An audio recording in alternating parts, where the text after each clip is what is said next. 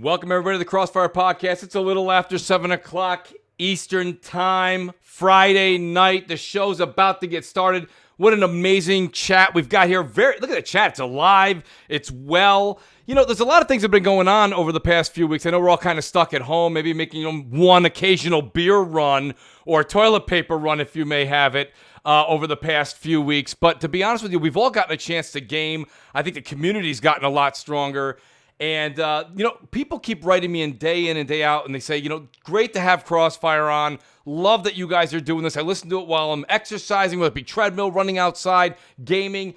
And the fine panel that we have assembled are also great podcasters tonight that do the same thing that we do on Friday night on their respected nights and their respected channels. And with that being said, I want to say the respected people that I have that contribute and help make this channel so great, so awesome day in and day out are the Mooch Maniacs. And I want to give a shout out to all of them. That's Longshot 316, Sir X-Man, Masshole 1977, Midway Monster, JudaZuk, Shinseiya, WoolleyGamer, Rated Demonic, who has now been promoted to a Major Maniac. Even while we were sitting here, he upped his level of sub. Thank you so much. The great Wilmy Hood, who's not only a Major Mooch Maniac, but he's also on the panel here tonight. And then my VIP maniacs, Jimmy Johns, Marty Bison, the great Marty Bison, who very kindly gifted Mooch Borderlands 3 on PC, Biggie2316, Doggy Dog 420, Percolator 9000. You guys are all just outstanding. And also shout out to the great Doggy Dog 420, says the super chat's working. Let's go with the great Mooch emoji. Thanks to Sean LeBright. Guys, I got to be honest with you. It's going to be a fantastic show tonight. Please do tweet it out. The join button is right above. It's right above that beautiful description. And Rich Kreischer, thank you so much for becoming a Major Mooch Maniac. Rich, outstanding to have you as well, part of the family. You'll be added to the family tree next week. Let's get to our panel, folks, because we got a lot to talk about, and there has been a lot in the gaming news as of late. You know him as the one, the only. He will bring up things to get you heated. The Crap Gamer. How you doing tonight, buddy? I don't do it on purpose, man. It's just not at all. Just for some reason, I just happen to bring stuff up that happens to get people a little bit miffed. But it's all good. I'm Absolutely. Here. It's a Friday. We're here to have a good time, and I'm excited with the topics and stuff and things like that. So hit the like button, get it out early. And share it and stuff like that. Appreciate it. Appreciate that, Crap. That's awesome. Thank you. And then I got Xbot448. Xbot, you are now the Bob Ross of Twitter banners. It is great to have you here, buddy. How you doing tonight? What's going on, everybody? What is up, Mooch? Entertainer extraordinaire, Crap Gamer as well. Absolutely. Yeah, dude, I've been busy all day, man. Figuring I'd get back to the community, so I started doing PlayStation 5 banners, Series X banners. I just did a Ori banner. I have a lot of fun doing graphics and stuff like that. And I got to say, Mooch, it's feeling really good the last couple weeks. Hearing these things about Lockhart coming out, knowing that I stood there and I fought that wave of people that said Lockhart does not exist. I can't wait for them to unveil it, brother. That's true. And we're going to get into that tonight, Xbot, and I know that you're going to have your paralegal next to you and probably a second lawyer to make sure you speak correctly on it. But it's going to be great. It's going to be absolutely fantastic. Then I've got the man that not only puts his ear to the ground for you in gaming, he's in the gaming business himself, but he's also the master of Jenga now, we know. Gaming Forte. Forte, welcome to the show, buddy. How you doing? Great. Yo, what's up, man? It's been a long week, man. A lot of good information that popped off this week.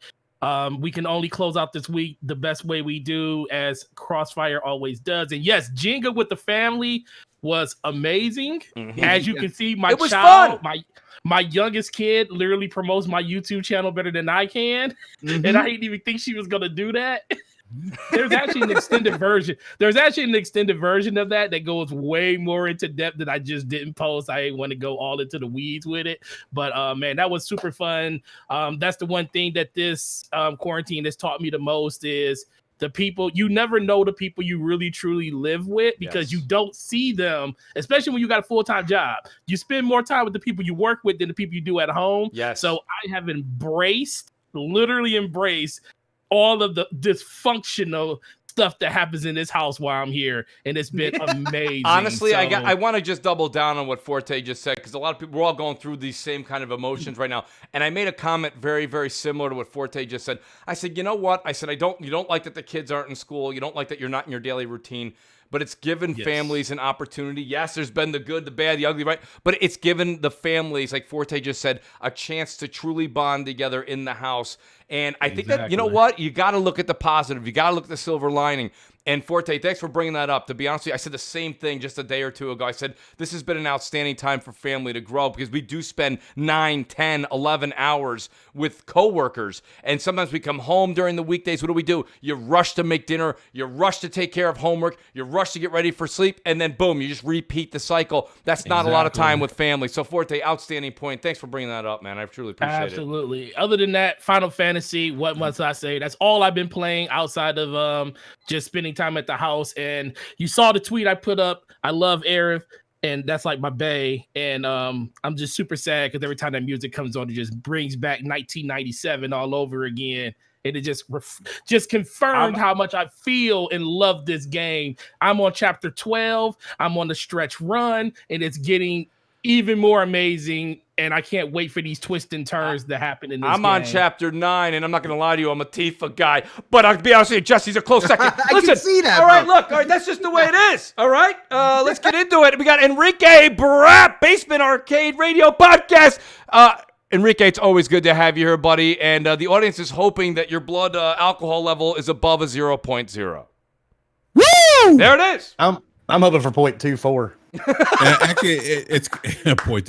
It's actually 1.2 right now. Damn. Awesome. What the fuck? Nice, buddy. It's quite coherent. I don't That's know. outstanding. I just threw a number out. That's a talent. Yeah. Okay. Talent. I got my buddy here. We've got the guy who just listen. This is amazing, folks. You don't understand. Look, I've done it once. I've maybe done it twice. I'm not a big fan of it because it's exhausting. He has a podcast at 5:00. And then he comes and he does another podcast at 7:00. The man's amazing. He's a gamer. The man knows what he's talking about. It's Bit Cloud Gaming. Bit, it is awesome to have you on the show, buddy. How you doing tonight? What's up, man? Yo, I'm early. I'm shocked. I'm actually early. You were early, which was great. This is hilarious. I'm here. Shout out to Craig. He actually did this early on the show, but I got to do it. Shameless plug, I know, but I had to do it. No, it's got to be. It has to be done. I want to say big shout out to my homie Jay Fonzarelli. Yes, he lost another one of his family members to COVID-19, and I just wanted to. I know a lot of people tend to argue over these consoles, but seriously, if you're a fan of RDX, if you're a fan of Jay Fonz, or if you've never heard of him, do me a huge favor, go check him out on Twitter. Absolutely. Check out his YouTube channel. His name's The Grounded Gamer. Send him your prayers, and I hope he gets well. And hopefully you guys enjoyed today's show. But this is Big Cloud Gaming. Definitely happy to be here. Appreciate the invite, and let's have a good show. Bit, I'm glad you brought that up because, shout out to Fonz, and I wrote to him over the past couple of days. And I'll be honest with you, this is it's a serious thing that's going on out there. So, and Fonz is definitely taking to Twitter and let people know that. And I'll be honest with you, I take every word he says quite seriously, and I think everybody should. So, definitely prayers and thoughts out to him and his family. But I appreciate you bringing awareness to that, Bit. Thank you. No problem. Shout out to the great Sir X-Man in the super chat here. He says, some of us have to go outside and work, I want to catch up on my background to jobs, and they know you're in a necessary position. I said, boo. Sir X-Man, listen, stay healthy, buddy. Wear the mask whenever you can when you go out. Gloves, that's what people are saying to do. Do that when you can, and we just appreciate you being here, man. Miss you. Outstanding, Sir X-Man. If you guys didn't get a chance, check it out. He was on CrossFire last week, did a great job. Give it to Luca. Absolutely. Oh, no. Pat, great. That's a great impression. It's fantastic. Give it to Luca. My buddy here from New York, who also has to go out in the streets to protect all of us. It's Noximus Knox, bringing that fire back. How you doing tonight? Oh, man. Chilling, bro. Like, just pretty good, pretty neat. Pretty good, it's true, crap. It's true. I know, man. I know. He goes, I know. I mean, it's damn, man. Hearing that shit about Fonz, like, I'm like, damn, that just threw off my whole. If this is a serious situation out there, yeah, I was gonna do a little stick and all that shit, and then that just fucked me up. Yo, shout out to Fonz, man. Yo, I mean, absolutely. Yeah, it's rough out here with this stuff right now. You know what I mean? But try to make it better. We try to, Well, that's what we try to do tonight. You know, I think that's what a lot of people turn the a podcast little for. Alleviation. Yes. Alleviation to the problematicsness. You know what I'm saying? I agree. Yeah. I agree. Knox, we all need a real life Jesse. You know what I mean? We do. Don't get him started on that, Enrique. We won't get to our first topic for a half hour. Because Jesse is that nice side dish, and then they serve you up a little teapot, and then they serve you up a little teapot, and then you give money, baby. That's what I'm saying. Cloud is a sucker. Garrett would have been swimming up in that shorty like, yeah. I want me a little bit of that stuff. Who doesn't want some teapot? Shout out to Rich Treiser says you can thank the wife for the upgrade on that. He says she upped the allowance. Rich, thank you. I appreciate that, buddy. Outstanding to have you here tonight. And there's the great J-Dubs in the chat. Jay says, what's up, guys? Have fun. I'll be watching PS5 for the win. Well, who would have thought any differently from J-Dub? J-Dub City. Woo! And then let me do this. Our last but certainly not least, he's a Mooch Maniac. He's our special guest. You know him from Gaming Beyond the Box on Wednesday nights. Wilmy Hood. Wilmy, welcome back to the show, buddy. I know last week you actually had to go out into the wild, and I know that you wear plenty of gear to protect yourself, but I thank you for the things that you do because you are out there as well taking care of things that actually people don't realize help society. So Wilmy, welcome back to the show, buddy, and it's great to have you here tonight. He was wearing that chastity belt, man. That's his protection right there. No, we have full hazmat gear. But that's required every day in what I do. That's what I want to wear, Wilmy, when I go out to buy even a 6-pack of beer. To be honest with you. Yeah, Wilmy, please send some gear my way, man. Dude, the stuff we wear costs about $1,800 each. So, Jesus, wow. Yeah, you know what I do, man. We do crime scenes and trauma and all that good shit. So, yeah, I mean, we deal with pathogens every day. I'm waiting for you to write a book, Wilmy. Wilmy, you need to write a book or actually make a video game. Or make a video game. You know, before YouTube became such a bitch, I used to post a lot of the stuff on YouTube, and then they started taking my videos down, so I just eventually dropped the channel. That's because you got a lot of sex toys like in your videos. we do find some pretty crazy shit, man. Like that one house had like 80 dildos. Oh no, Wilmy, that's still in your memory, dude. It's a video game podcast, Enrique. Listen. I'm sorry, but let's get back on topic. There was like a swing, a whip, and like 80 dildos. I'm like, Wilmy, where are you? Yo, Wilmy, Enrique downloaded that picture and he went through all of it, zoomed in everything. Like he found the little serial numbers on all the devices. Y'all terrible. Hey, that's terrible. That's really bad. But shout out real quick to Sir X-Man who says Crap is definitely on punishment again. Crap, he didn't care for that impression of Sir X-Man. My bad, man. My bad. I'm watching. I'm trying to keep an eye on the draft too, seeing what's going on. You know what? There, listen, I gotta be honest with you. I watched the draft. Hey, the first round. I'm doing the same thing. Crap. Sports. All right, listen. Well, I mean, listen, man. It's the first real sporting thing. It is. Did you see how many people watched that? It was like 16 million people. Yeah. Like, man, people are dying. They want to have something to entertain them, and so XFL is canceled. Yeah, it is, man. It's a bad thing, man. But any kind of normalcy, I'm kind of happy. That's why I was kind of happy that Phil Spencer was like talking about games, even though we've heard it all before. Well, I'll start with you then, Crap. It'd be nice to. Crap, You know exactly. what's funny, Crap? Did you watch? You've been watching the draft. You know what's funny in the background? Roger Goodell. There is He's got to connect. Yes, right. Yeah, I noticed that, dude. For some reason, whenever I watch people or whatever on TV, I always look, and you can sometimes people still have their Kinect there or whatever. It's interesting, It's but Goodell's is on though. Like I'm like, what are you using it for? His is on. Yeah, you can see it because the lights. Well, on. no, it hooks Lights up on. to the computer. You use it as a camera. Well, think about it. It's a decent camera. It's a 1080p camera, wasn't it? And NFL is partnered with Microsoft, man. So they just they have it does record. It does record in a very good quality. It does. It definitely does. No, it does. It does. Yeah. By the way, this is somebody called Guinness. This was the most positive speaking of Kinect ever done on a podcast. Outstanding, guys. Thank you. You're all part of history. That was history. It serves its purpose. Amazing. God damn it! It serves its purpose. It serves its purpose. It does. Well, Crap, you brought it up. I'll bring it up to you first and foremost. Xbox boss says next step is not too far away. Games. He won me back, Mooch. What can I say? I'm back again. Yeah, I'm back, man. I'm all in. I'm believing it. He ain't show you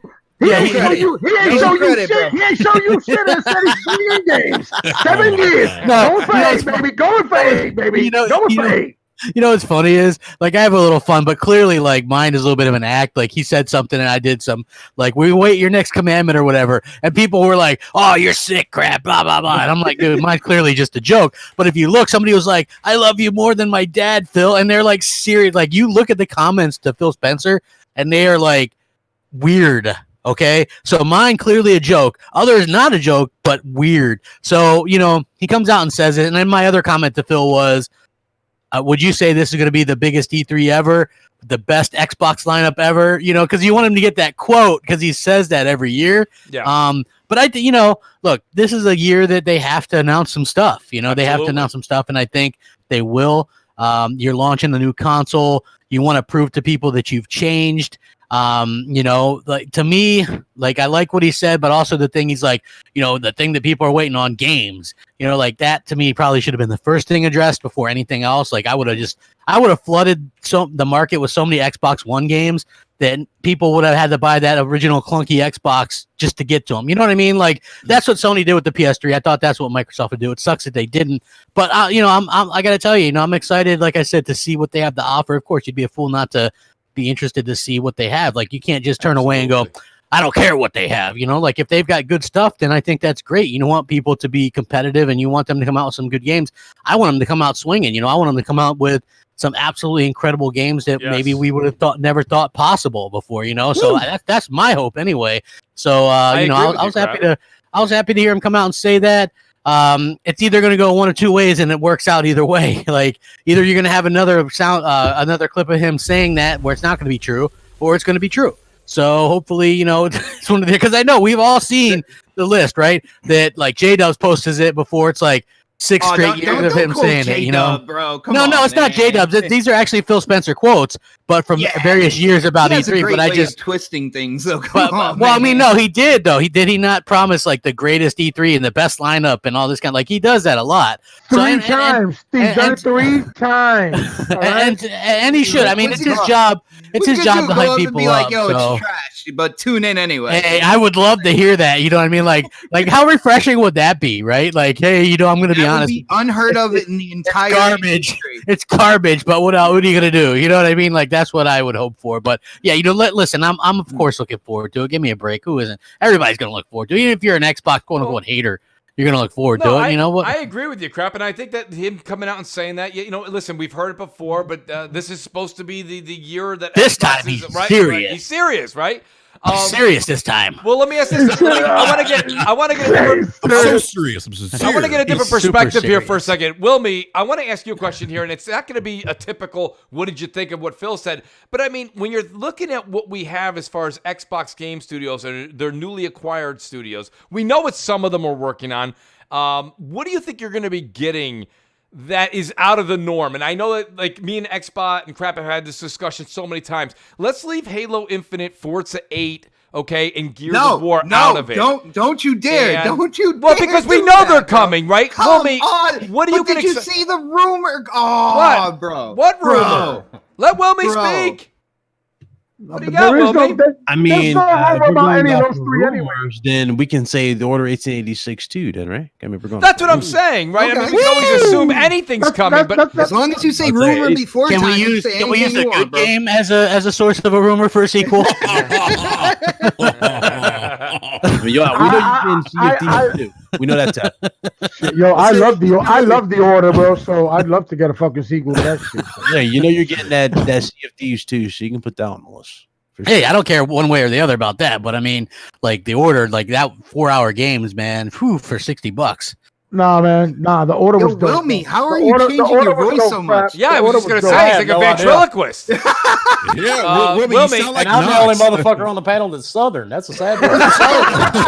He's the Southern Mooch. Yes. Wilmy, what do you? Great New York accent, right? So, Wilmy, what do you think when you hear this? I mean, are you almost tired of it as well, or are you thinking, no, you know what? I think we're going to see something great coming out of what company or what developer? Pardon me. I think they've got something planned. They're just not wanting to release it yet. I know you've got the same things coming out, and I'm to the point. I'm tired of both companies. I'm tired of Microsoft to an extent and Sony. I want new IPs. Yes. I want something I have not played before. You know, I know there's rumors of a You new. sound like Jesse. There's rumors of a new Horizon Zero Dawn. That's great. I liked Horizon Zero Dawn. There's new rumors of, like somebody said a minute ago, the Order 1886. That's great. I want new games. I want new ideas. And I realize, video games have been around for a while now. Woo! I started off playing Pong. Maybe ideas are getting harder to come by. But now, Wilmy, when you say new ideas, what do you mean? You mean new ideas or new genre? Because new ideas, what? Like new It's a good question. I am good. I'm good either. I think we need new genres. Like exactly.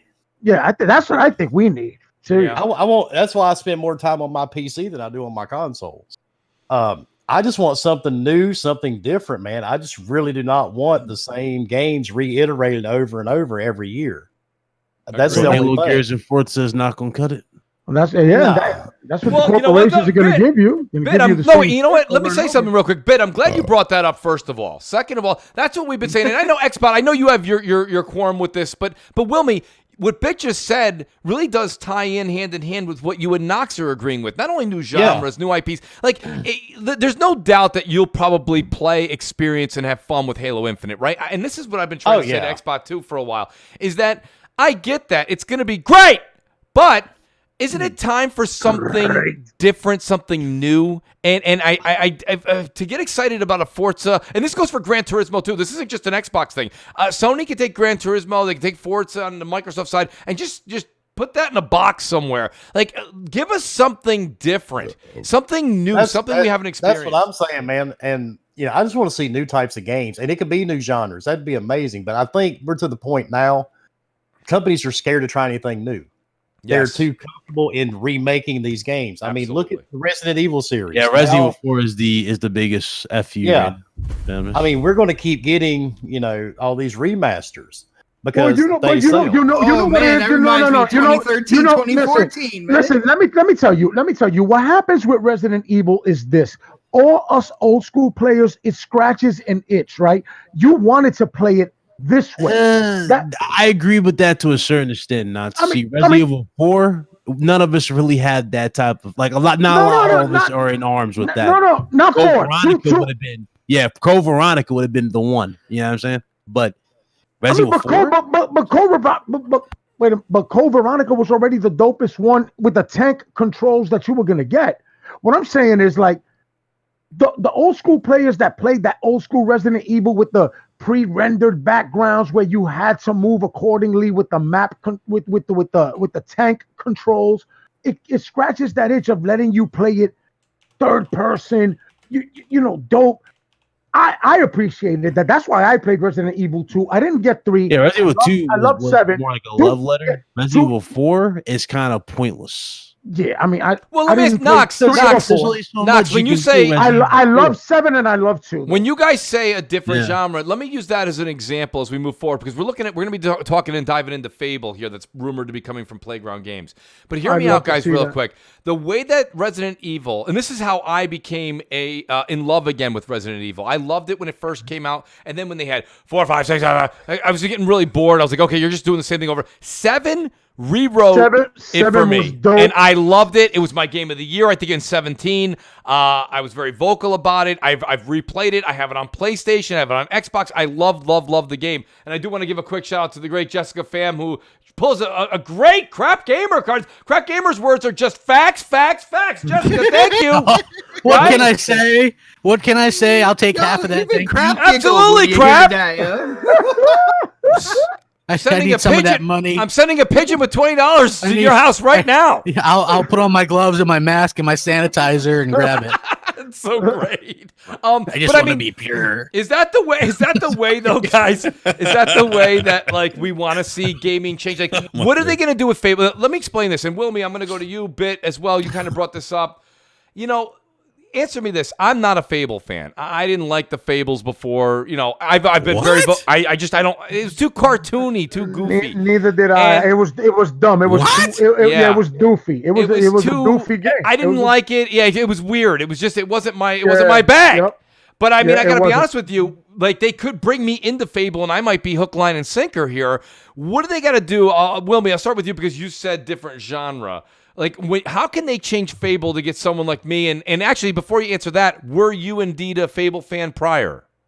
I actually was, because I've got a lot of. If I want a realistic game 24/7, that's what I've got my Origin PC for. Sometimes cartoony games have a place. I enjoyed Fable. 3 was a little but I actually enjoyed all the Fable games. To this one, if they want it to sell and really pull people in, if Playground's making it, hopefully it will look something like Horizons. It looked like a Forza game. And if they bring up those graphics, make it look like even, something like God of War, give it that type of graphic, then I think it'll pull more people in. Yeah, a God of War looking game you'll probably get from the Coalition. Yeah, or not the Coalition, the initiative. The initiative. Nobody really knows what these guys are working on. or a linear RPG like what Final Fantasy VII Remake just did.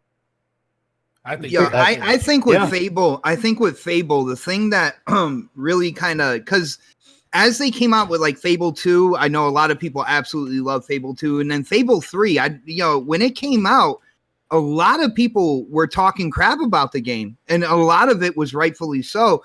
I think they made the game too simplistic when it came to like the fighting and stuff like that.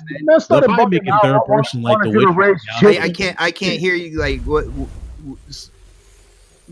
like I feel like when it came down to it, the enemies were easy to beat, stuff like that. There was a lot of stuff to go look for and discover in the world, but other than that, like if they come back, retool kind of like fight mechanic, I want them to go back more towards swords and magic as opposed to the guns, because I felt like they went too quick into guns. Fable 3, you can beat the whole game without dealing anything with gun, like with magic or anything like that. You could just go all guns blazing. Yes. And I think they need to bring it back to kind of like its source. And of course, when it comes down to it, graphically, I think it's gonna look different. I think it's gonna have a more realistic kind of like tone to it. I think the forests are gonna be more kind of like ominous and dark, as opposed to like kind of like Halloween decoration spooky. You know what I'm saying? Yes. I think they're going for kind of like a big rehaul, kind of like a reboot. And I said that's exactly what Fable needed. That's exactly what it needs. They went too fast into time, and people, when it came to like the fighting mechanics, you could rely on gunplay, and it's like, well, no, that's not what Fable is about. So I think they're bringing it back. They're retooling it. In terms of like new genres and stuff, and I heard, Mooch was like, yeah, let's not talk about Halo or let's not talk about Forza. But here's the thing about that. If the Halo rumor is true, and supposedly we're going to find out fairly soon, this coming month, hopefully. If it's true, how many missions branch off into side missions, beating the game, going into exploration mode with sounds like Destiny.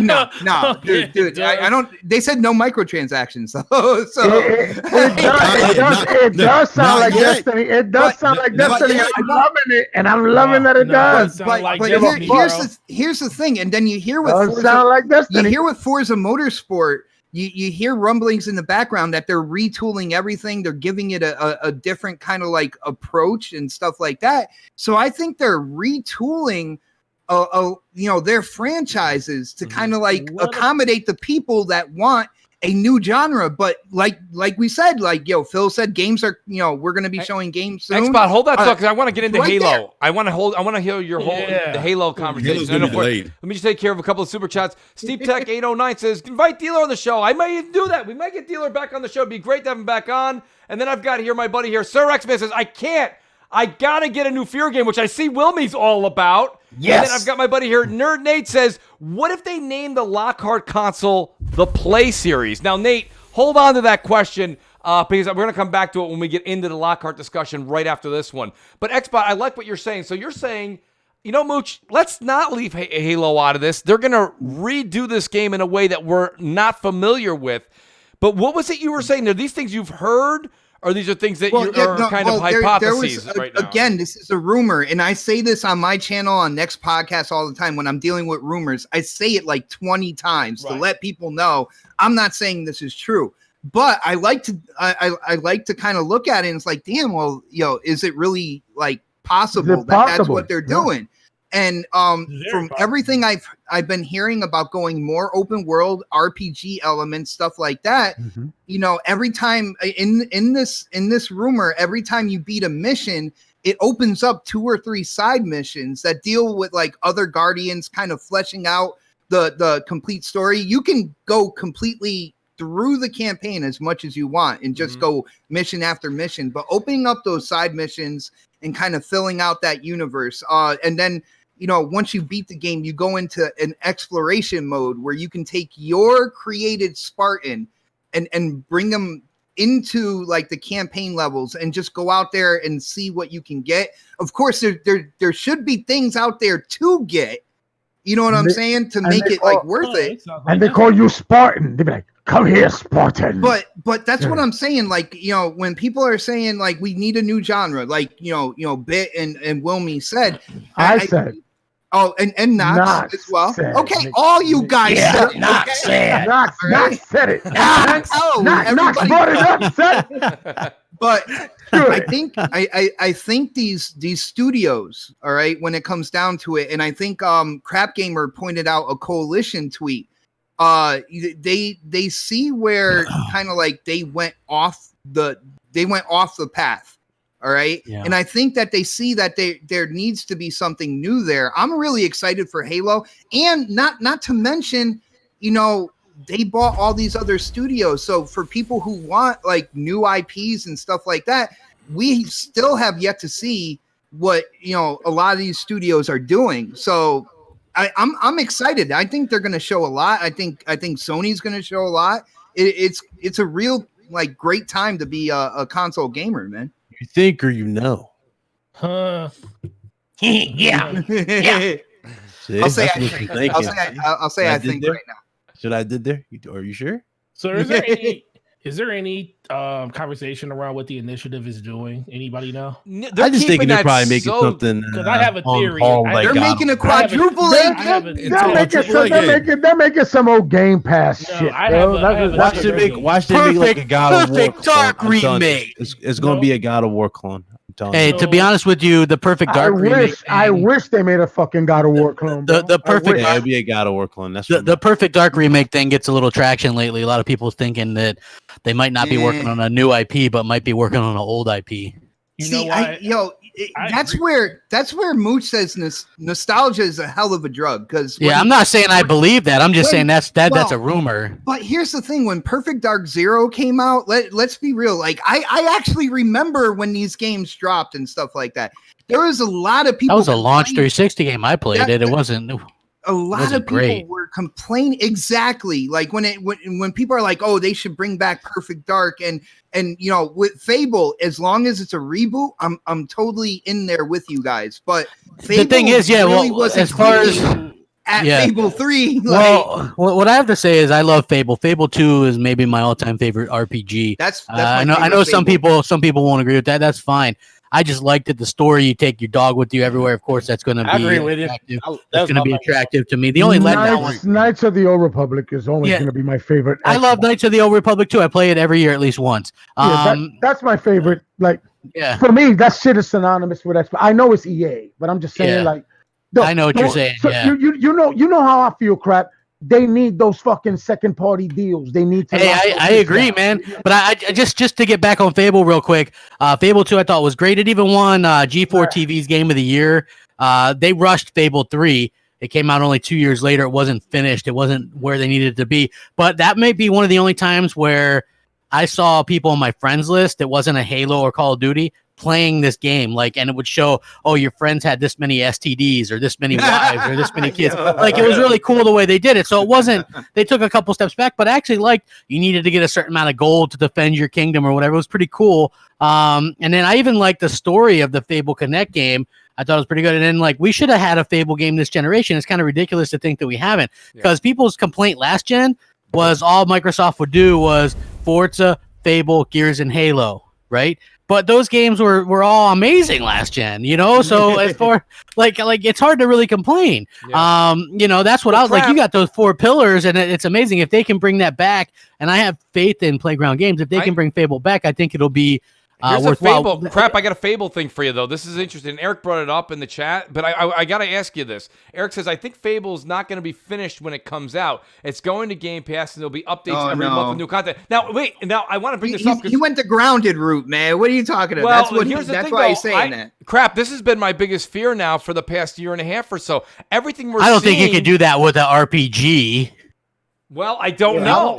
Right? I don't think you could do that. What if it's not traditional? What if it's not a traditional RPG? I hope that they don't do that. That's all I can really like. I hope. Well, if they need a traditional RPG, like the whole idea was that Phil Spencer saw how great Horizon Zero Dawn was doing, and decided to do something similar, right? Like remember that was the thing or whatever. That was the rumor. Absolutely. So that's the hope that I hold on to.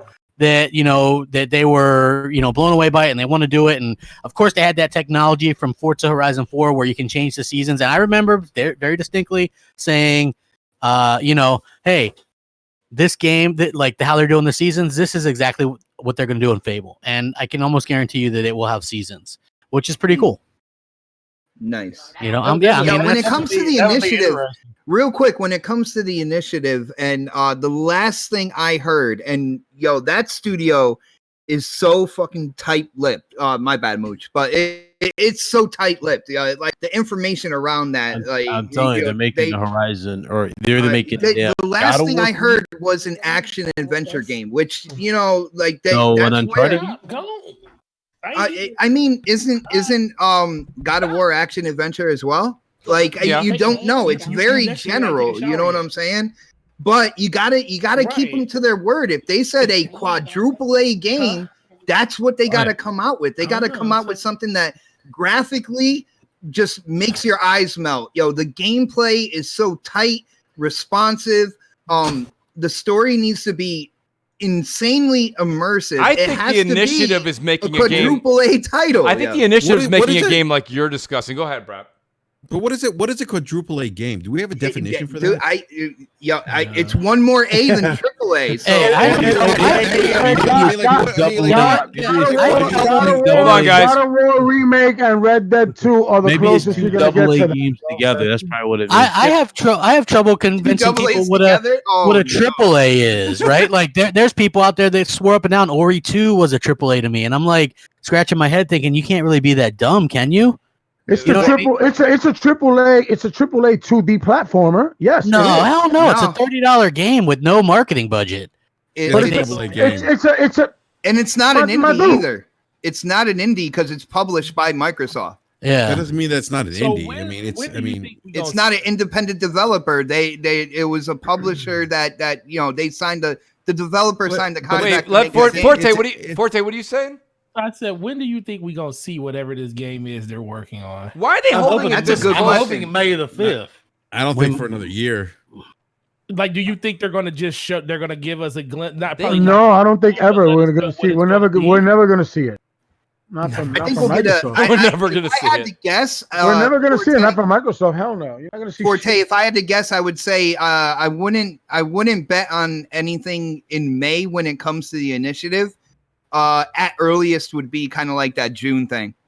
I can deal with that too. Wouldn't they be foolish not to show it off? At least some of like what they're working on. Like to me, what are they going to show off? Well, Phil Spencer was there playing a playable version of something. So what? We don't know. That's the thing. But that's what he's going to show. He's going to show us bullshit. He's going to show us more bullshit. I have no idea. But I'm just saying, like if he's playing something. Abe times the charm.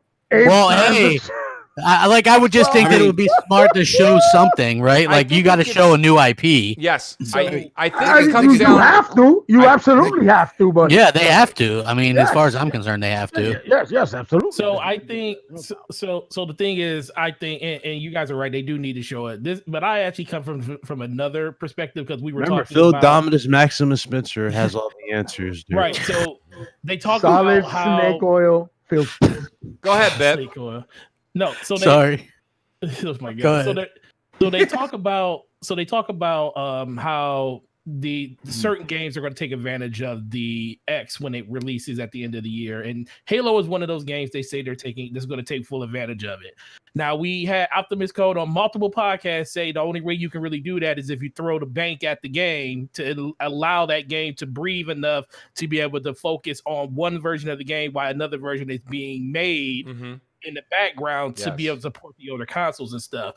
I think the initiative, the reason you don't really hear a lot about what they're making is because I believe that they're in the cahoots with helping develop and finish parts of what is happening with Halo in order to make that game as good as it needs to be, while they in conjunction work on the game that they're working on in the background. Since that game has no name, nothing's known about it.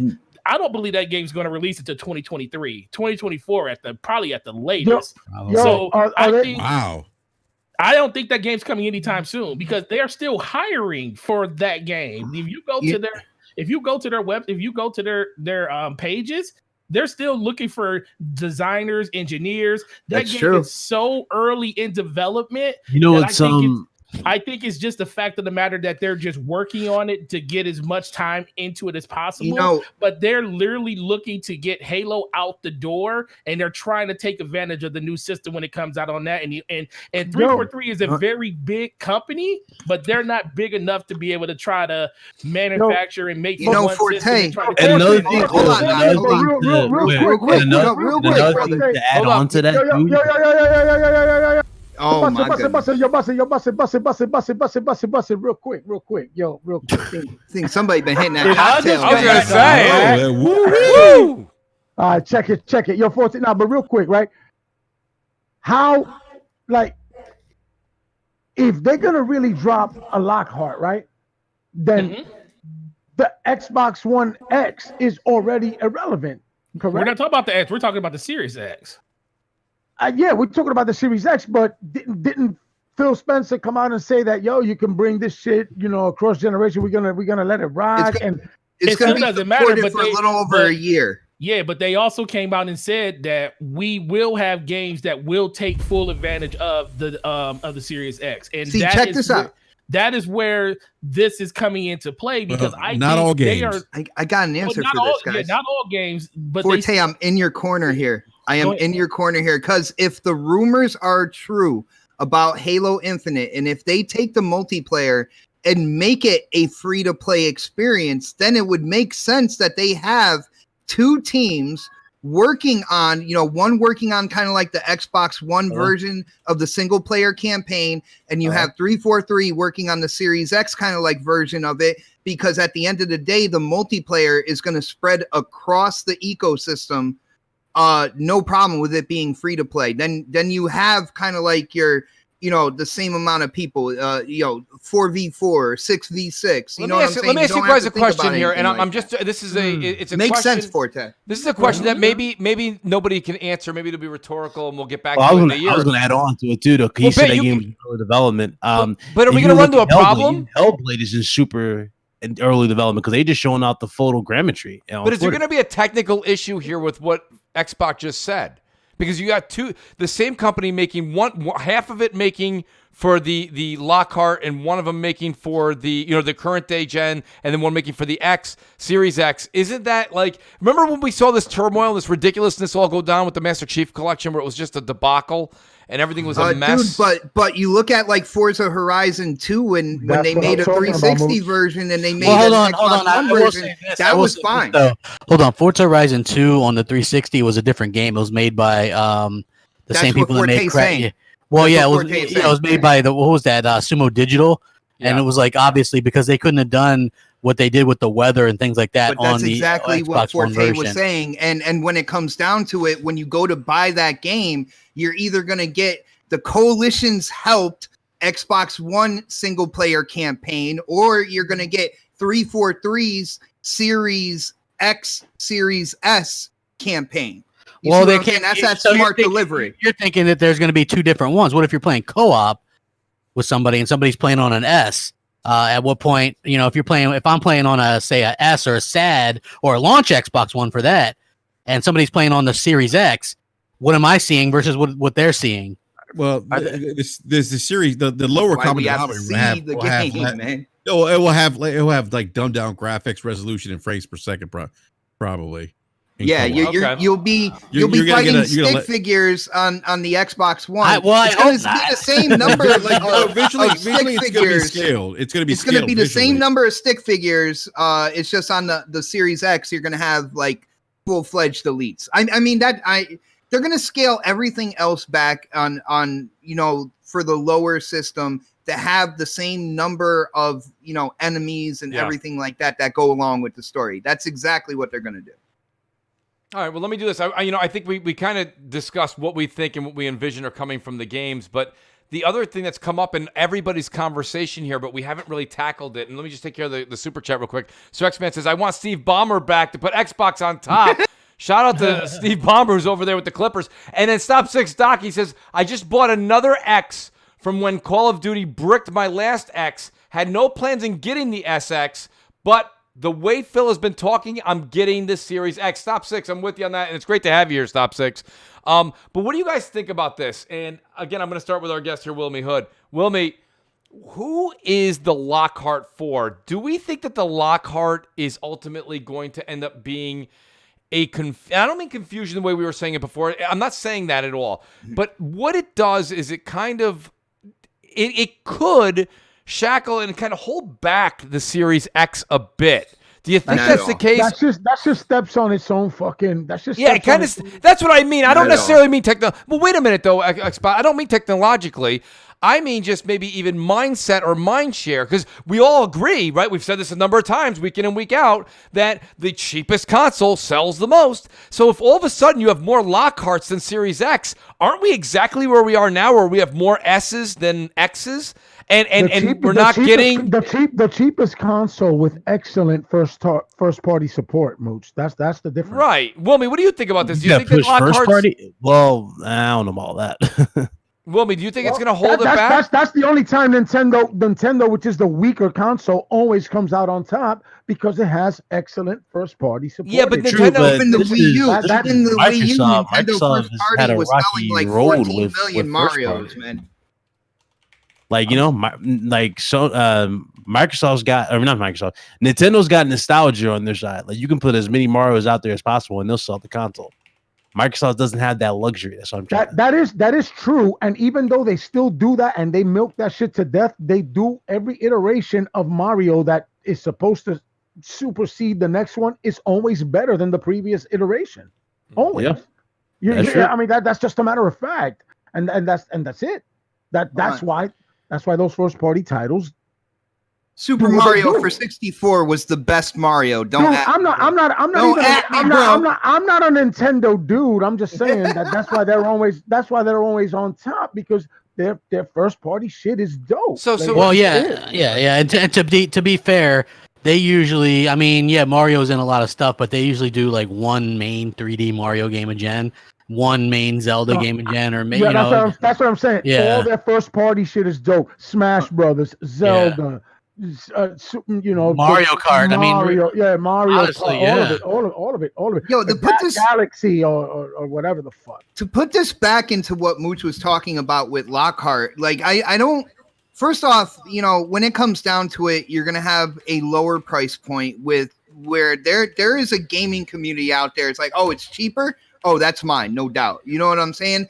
At the end of the day, you still get but who's it for, Xbot? What it's meant to do is to take the place of the One X. Now a lot of people were talking about, when they're talking about forwards compatibility for a year and the games being able to be played on the Xbox One and all that good stuff. Hold on, can I finish? Can I just finish real quick, brother? All right. People brought up, well, what about load times and the power and stuff like that? Right. Well, with the Lockhart, you're going to have the SSD, you're going to have the better CPU. All right, when it comes down to it, yes, they are going to support forwards compatibility for a little over a year. Once that happens, you're pretty much you're in the spot where, all right, I got to get either a Series S or a Series X, because that's the end of that support at that point in time. Mm-hmm. And with it being the lower kind of like introductory kind of like price level, they're gonna come out with it at the same time as the X, right? For the people who can't afford the X. All right, but it's meant to take the place of the One X. So wait a minute now that you brought up an interesting. This is fine. See, that's just, there's too many conflicting reports here. Like that's fine what you're saying. I've got people right now saying that 10.3 teraflops is going to lose out to the 12.1 of the Xbox Series X. But then you have the same. 10.3 is terrible. Hold on, wait, terrible. stop. Hold on. Oh, you can't do anything with 10.3. 10.3. Right, who authorizes 10.3 But then it's you egregious, can't. outrageous. But then Come you have on. the same people saying that it's okay to go 4, from 12. 4 is great. Now 4 is great. You gotta understand. 4 is great. You gotta have 4, or you gotta have 12. Guys, how do you? 12. You can't. That's you what I'm can't saying. be in Like, between. You can't be in between. Come on. When it comes to T-flops, check this out. When it comes to T-flops, PlayStation had an incredible advantage. 2013, there was a wide gap there, right, between the Xbox One and the PlayStation 4. At the end of the day, when you're talking about like third-party games, multi-plat stuff like that, the only thing you really got out of it was a resolution bump. So, like, that doesn't really mean too much. You know what I'm saying? There was never a wide gap. No, well, that was a wider gap than what we're supposedly seeing here. Okay? That was a wider gap when it comes down to it. So what you're going to see, like, it's going to be minimal. All right? Like, I don't understand. In terms of marketing, Xbox has that world's most powerful console to market. That's why a company how many that crown. How many teraflops is the Xbox One X? 6. Yeah. 6, right? 6. Yeah. Right? So then why the fuck? And I know you're going to talk about, well, the CPU is different and whatever. You don't know that. Man. Why would you assume if just say what you're trying to say, bro? What I'm saying is, why the fuck are they going to put a Lockhart? Shut up, Logan. Why are they going to put a Lockhart on the market? Because to step on its own toes. If you're competing against PS5, just compete against PS5. You got your Series X. It's a fucking beast, right? It's got the prowess. Launch that bitch, and that's it. Just go head on. Bring the IP with it, and that's it. Go ahead, No. But like when it comes down to it, they couldn't do the Series X at the price point that they wanted for the Lockhart. But I'm saying if they're gonna launch the Lockhart, right, and the Lockhart gonna be what, 4 teraflops, right? Yeah. That's a rumor. Yeah. Well, it's not really a rumor. There's definitely, like, I believe in what Jez Corden is reporting. Jez has said a number of times 4, and it's he's got his ear to the ground. And it's for RDNA 2, by the way. Which right. It's an unnecessary step. How is it unnecessary? Because you already have the Xbox One X. But hold on. Hold on, guys. Hold on. Wait. Let Brap get in here. Yeah, let me chime in real quick. I think that they're doing the reason why I think they're doing the I'm gonna call it the Series S. Yes, the Series S Lockhart. Yeah, people are calling it, saying it might be Series E, though. I don't know. It might be Series L. We don't know. It should be. It should be. So look, it is Xbox after all. I think the reason I think they're doing this because at one point, and I'm speculating here, I think the price point of this thing's gonna be probably about $300. I think the X is gonna be $500. And $299 used to be the sweet spot. A lot of analysts will tell you $299 used to be the sweet spot when consoles used to penetrate, the casual market, if you will. But I think Microsoft is looking at it from 2 ways. We have this high-end version that if you're enthusiast, you'll buy it. And then there's this other market segment that says that we don't adopt consoles unless they're at a cheaper price point. And that's the entry point. And you already have that. And you already all right. Now I gotta chime in real quick. Hold on. Hold on. Wait. Enrique, real quick. When it comes down to it, One X. Let me finish real quick. One X does not have the CPU that's where cores that the Lockhart would have. The One X does not have the SSD the architecture. And that's what makes it beautiful. And that's what makes it beautiful to make the transition. Hey, if you want the weaker console and you don't want to shell out the big bucks, here, For $250, get an Xbox One X. If you want the fucking bells and whistles, you want the well, listen, hold on, wait. You First get of all, the Series Knox, X. You get Knox. the Series X for Hold up, Knox. Hold on a second, Knox. Now. I know, and I got what you're saying. I'm on your train there. But Enrique, I want Enrique to finish, and then Xbox. You go ahead. I want to, and then I'll add to what Knox is saying. So what I was thinking is like if a couple things. Like what Knox is saying is like, you know, we have all these other SKUs. Why would other people want the cheaper version of the Series S if there's cheaper versions of Xbox SKUs available? And I get that point, which would lead me to believe that maybe the Series S isn't something that's going to launch day and date alongside the Series X. Now, if it does, then I'm thinking Microsoft needs to market this thing as, you know what, if you want next generation gameplay, we have two models for you, similar to what we have with cell phones, the Galaxy models that we have, you know, the S10s, the S10 Plus, whatever it is, you know, then they need to market that. But I think that the $299 version, I'm saying $299, I'm only speculating, the Series S is just an entry point for people to get those casuals to adopt into the Xbox ecosystem sooner than later. Yeah. If they want that next generation experience. And I think that part of that is due to they need to drive people into the ecosystem to drive Game Pass subscriptions. So hold on. That's now, the Brad, end goal for Microsoft. You're not wrong in that, and we're going to elaborate on everyone's point. I actually got to take care of the super chat first. JD Gamer says you can't use the argument that a game is in early development with your only proof being that they're still hiring. Naughty Dog is hiring for the last. He put The Last of Us 2. I don't know if he means The Last of Us 3 right now, and we know that that's not an early development. I agree with JD Gamer on that point actually. And then Sir X-Man says my point from last week. Audi systems line up. But my point that I kind of want to bring up, Dipsy Do too as well, he says when it comes down to it at the end of the day, stop, which I don't know what he means there, but that's fine. And JD, I have another one here. No, I apologize. That is the one from JD. But no, there is a second one. I apologize. Here are the facts. At 12.16 teraflops. Wow, he threw a 6 in there too. At this point, JD, you might as well have said like gigawatts. At 12.16 teraflops, XSX is more powerful. Great Scott, Marty! Is more powerful than the 10.3 teraflop. And potentially, hold on a second, guys. Hold on. Everybody hold up. Everybody hold up. Everybody hold up. And right, I got to calm the audience. I got to calm the panel down. It's Crossfire. Yes, it is. 10.3 teraflops PS5, and potentially all games can look, run, and perform better. But the SSD in the PS5 allows a huge developmental design change, which I completely agree with, by the way. I really think he's onto something there. And then JD Why also think they're only doing forwards compatibility for a little over a year? Yeah, but that do you really think that whatever PlayStation has, whatever Sony has as far as the SSD and you know, the moving things along quickly, that Microsoft doesn't have an answer to that or something close? I can't see that.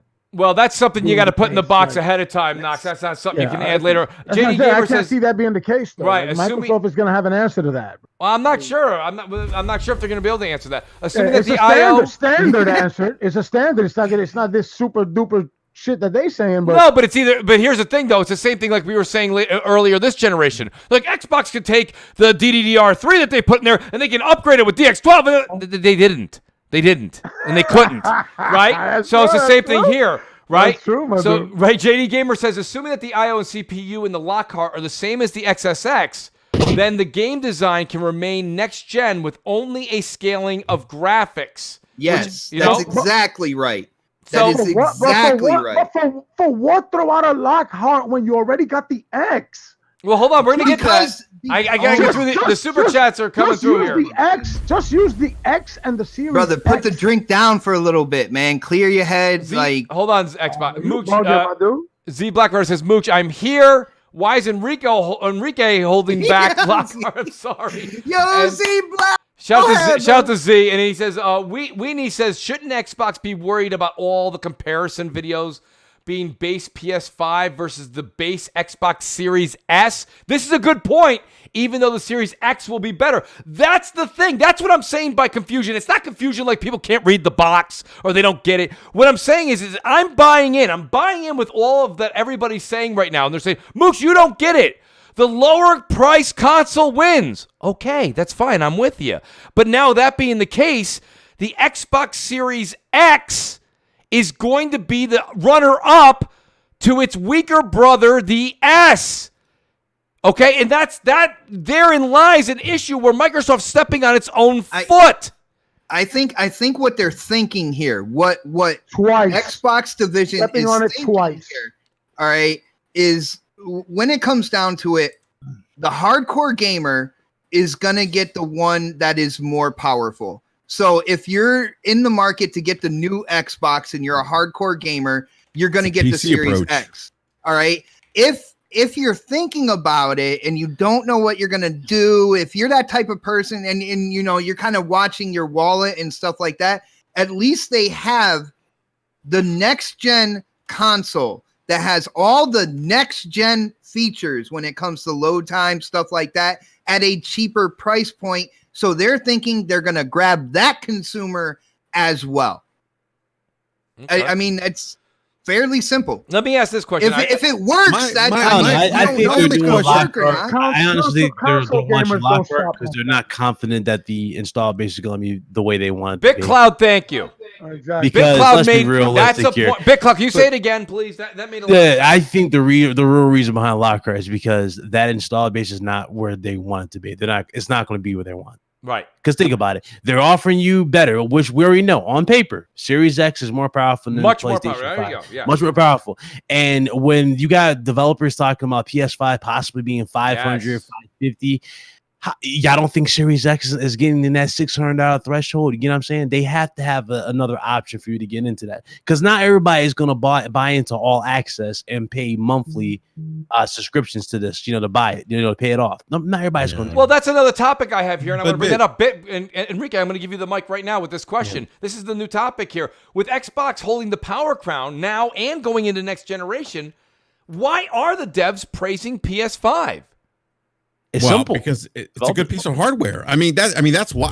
I think devs are praising both pieces of hardware. Like Thank you. Oh my. Well, it's a little bit. You know what? No. Well, you know what though? On Twitter and social media, it's more Xbox, but on devs and in the business, it seems to be more PlayStation. Oh, you mind if I? Dude, it depends on the pool you swim in, right? brother, on That's social right. media. Oh, let me piggyback on that. Okay, so a PS4. Y'all remember when they first made PS4? They said PS4 was the first game console created by game creators. Y'all remember that? Yes. For game creators. Yes.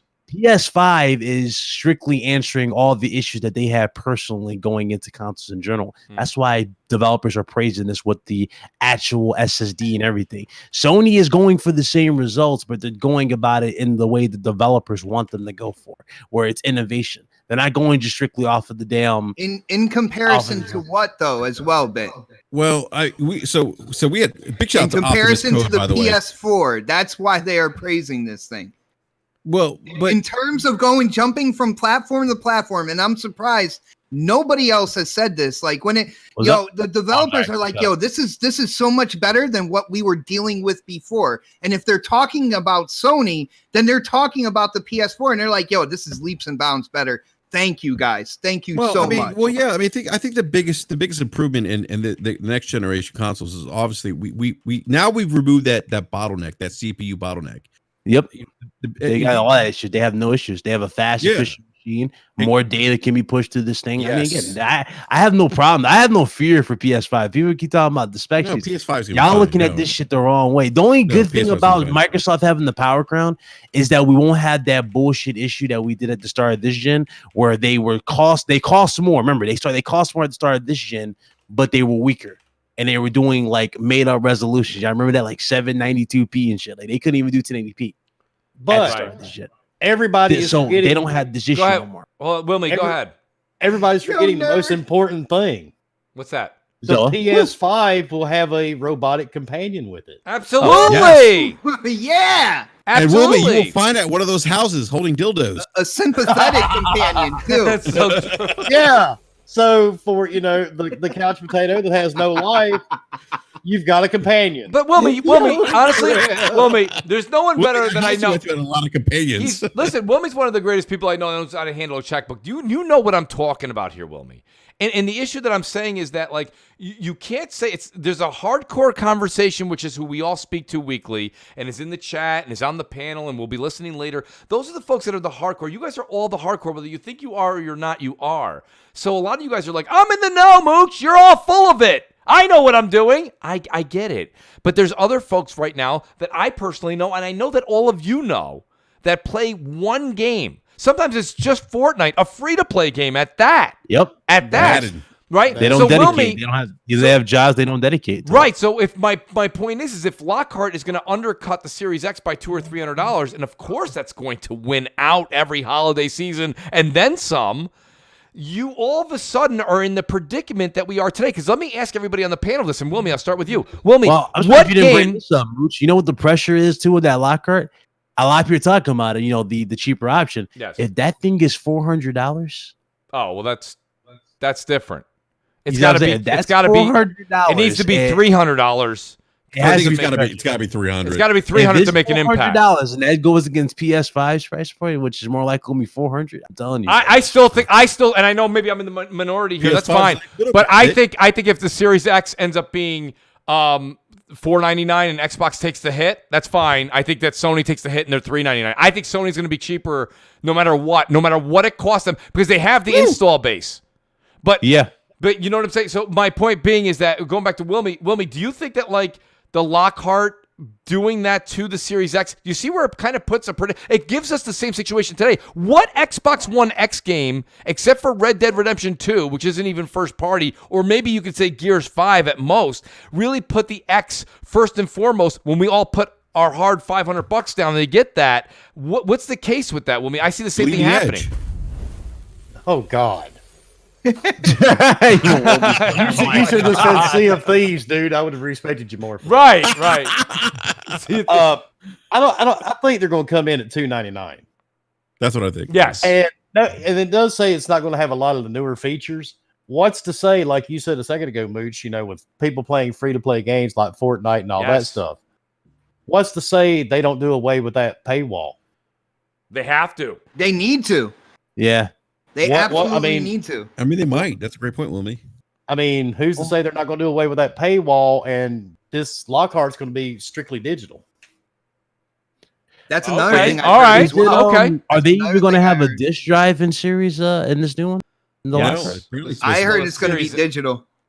If it's all digital, that's what I'm thinking. The Lockhart, the SAT edition, extremely high for what it was, and Ed didn't even have a disk drive. Yeah, and I think they learned. But on it that sold well at cheaper price point, though. I guess. No, it did. I mean, there were a lot of them selling at Black Friday. I think if the Lockhart ends up being a diskless console, I think that's a big mistake. Yeah, Mooch, check this out. Real quick.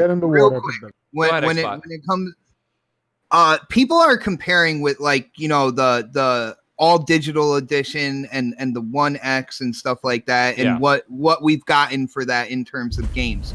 Now we've seen their Xbox's marketing change. We've seen a lot of signs that, from what I said a couple years back, that they are gearing up for the next generation, that they had games that they had in the pipeline, but they weren't going in and really building up or anything.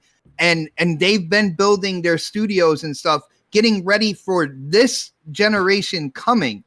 So the Lockhart is not going to deal with what the all digital was dealing with. Now, this is what I've been saying is gonna happen, and I think it is. Like, when you see this show in May, there's going to be a lot of people that oh damn, these are the games that are coming out.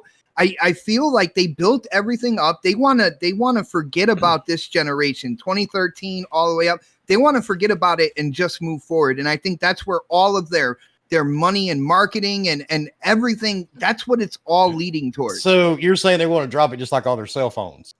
Yeah, but no. They want to drop the Xbox One generation like that. Oh no, dude, I'm agreeing with you. And so you can't really compare the all digital with living through this space, because when they made the One X, they were like, you know what we're gonna do is we're gonna do enhancements for the games that we have. Our consumer base is gonna absolutely love it. They're gonna see things in 4K. All this. It didn't really pan out the way that they thought. All right. You can talk about how they didn't have games that you liked. All right. And I know Crap was saying that, but 3-4 years of development time would kind of bring them right up to 2020 2021 or whatnot. So this is what they're building up towards. So I know people would like to look back and be like, well, the all digital edition, it was discless, but it didn't do that well. And it's like, yeah, but it didn't have that lineup that is right around the corner right now. It didn't have the marketing. It didn't have any of that. I think they were testing the waters. All they did was put a piece of plastic over it that covered the drive. Real quick, right? Nerd Nate, real quick in the chat, he says, devs are praising PlayStation because of that worldwide console count money. Nate, you are right on that. I have to agree. Great point. He's right. JD, right? Money speaks. That's right. JD Gamer says PS4 equals Xbox 360. That's why it's getting praised. It's a lot easier to fill 36 CUs with data than it is for 52 CUs. But later in the gen, filling those 52 CUs will be more of the norm, and the SXS advantage will be clear. That we'll find out, JD. I think you're on to something. Sir X-Man, the great Sir X-Man, he says, what would happen if the Xbox One X drops to 200? It doesn't matter at this point. It's clear give it to Luca. It would matter within the year. That was pretty good crap. that little over a year. They already started. They've already started discontinuing the X guys. Yeah, they're discontinuing. Like, you're seeing them put out stock like from the Scorpio series. Yeah, right? the last one you can buy is the Cyberpunk one. 45,000 of those. 45,000. They had a mark down here to 199. Yeah, I saw that too. They did that here recently. They're clearing out the stock. But then they want to sell you on another one. Yeah, hey, Knox, trust me, I have a hard time with it too, man, mainly because they promised us this power and stuff, and literally we got a Forza and a Gears like new that really showcase it. I mean, yeah, they updated a lot of old stuff and those multiplats and stuff, but that really kind of burned me the wrong way. That's why I said it really is dependent on what they have to show us in this event on May or whatever it's going to be, and I hope that they do a good job. They got a lot of people to win over, not just me. I know a lot of people just think it's just me. Trust me, it's not just me. No. There's a lot of people. No, it's not. Yeah, that need to be won over by. They're just not out on Twitter every single day. Well, I mean, hey, man, that's my thing. That's kind of. I got you. You are the entertainer extraordinaire. That's the truth. And Xbox got a point. There's a lot of gamers that nobody on Twitter and social media sees. Right. For all of us, on these podcasts or in the chat for the podcast, there's millions of people walking around playing games that will never pick up Twitter and talk about a game. Absolutely. Yep. Absolutely. 100%. Now, JD Gamer's made absolute sense, and I know he's kind of throwing this out there. JD, I don't know if this is just not what a profitable company would do, but I do see where you're coming from. JD says, Phil said he had price flexibility, so he wants to go for the jugular. He could drop the SXX to $399 and Lockhart at $249. At that point, JD, they might throw a coupon in there for Six Flags. Just hand them out for free. Let me just say this. This guy, a lot of us thought that the One X would be $399. We were like, they really want to compete. He talked about having flexibility with price then too, and the flexibility to do this and do that. And we all thought if they really wanted to take on Sony, you released at $399 and they couldn't do it. So I don't see how you're going to get all the tech, all the stuff that, listen, to be real, and I'm not a PC guy, but to get a PC that can do the stuff that the Series X and the PS5 can do, you're talking over $1,000. Yeah. So, to think that these things might be $550, I doubt $550, but because they'll probably round them up either way, but $500-$600, you're still getting incredible value when you think about that. Absolutely. So that's the way I look at it anyway. You know what I mean? And see, to play on what you just said, crap, a lot of people in the gaming community think they can buy a $300 console and it should be the equivalent to a gaming PC. Right. That's not how that works. Should. Yeah, a lot of people have their consoles connected to monitors and shit. That's why I play. Oh yeah, exactly. Yeah, but Wilmy's talking. System would be good for them, man. Everybody's doing that entitled thing, and Wilmy's right. They're like, well, if I want the XSX to be $350, and I want it to be what a $3,500 PC rig does. That's just not realistic, folks. That's not realistic. Tell him, Enrique. Enrique knows he's PC Master Race. He's actually he's not just the president; he's also a client. That's why I went to PC. Best place to play games. Wow. Wilmy knows. Wilmy definitely knows. Have you checked his Twitter? Yeah, Wilmy, you just looked over like, what? I was playing. Listen, let me tell you something. I got Borderlands. Listen, I have Borderlands. I have Borderlands. Let me do a huge shout out to @Marty Bison, who's a VIP Mooch Maniac. Listen, I got to be honest with you guys. I love Borderlands. So I've been playing Borderlands 3 on Xbox One X, and yes, it's great. It's great. But then I played it on PC, and holy shit, it's great. Like, it's unbelievable. I feel like I'm actually in, well, I'm going to say Pandora or wherever the hell we are at this point in time. But I want to say shout out to Z Blackrider. He says, okay, you dumb. Series S will be $299, and Microsoft will take a $100 hit. Z, that's the thing, Z Blackrider. And Z Blackrider, I've gamed with him. I know him. He's being facetious there, but at the same time, Z Blackrider, business folks like Microsoft, don't just keep taking hits. That's not how it works. JD Gamer says, imagine the PS5 at $499, then Lockhart drops at $299. Remember the Wii 360 for the price of a PS3 adds Lockhart at $299 plus $199 for the Switch. PS5 $499. I still think, though, guys, when I'm speaking to JD and Z Blackrider in the panel, I really do think that you're looking at. I think it's. The fact that Microsoft has a cheaper console en route and on in their plans, it tells me that they're going to be $300 for the Lockhart, and I think they're going to be $600 for the Series X, and I think the PlayStation is going to be $500. Now, Mooch, if it's $500 for the Series X, then it'll be $390. That's fine. But here's my point: the Lockhart being $300, I think is key. I think at that point, then you're going to have if the Series X comes down to $500, the PS5 will be $400. That's no matter how you slice it, the PlayStation's going to land in between the two. PlayStation's not going to come out the day after Xbox announces their price, right? PlayStation is going to rack up on that. Is what's going to happen there, Mooch. Absolutely. But now everybody, go ahead, Wilmy. Everybody needs to remember too, just because a console did well one generation doesn't mean it's going to come out on top. No, but listen, Sony's reputation is always going to always going to lead it forward. But the thing is, the 360 stomped the PS3. That's because of Sony's. It did, and Sony fucked up on their marketing back then. Wasn't really their marketing. It was their. It wasn't their marketing. It was their system was hard. Oh, the marketing was part of it. You remember that baby doll that was crying and like the PS3 was levitating and like come on, marketing was definitely a part of that. Marketing was terrible, but then they still came out and topped my dude Xbox One. I don't see why. The only reason you would throw out a $300 iteration of your $600 system is because you don't have faith in your $600 system. That's all. So but you want not faith, Knox, but the install base. But the thing is, you have to remember, Microsoft is one of the biggest companies on the planet Earth. Yes. These guys are everywhere, whether you like them or not. You don't have to like them. They're everywhere. They are in every. That is true, but PlayStation is bigger. That's true. You don't have to buy them either. You know? So, right, but they're still in your life whether you like them or not. They're on most people's PCs. A lot of Apple products, you can install Windows. These guys are a lot smarter than all of us on this podcast. They have researchers that make hundreds of $1,000s a year to sit down and come up with ways to market.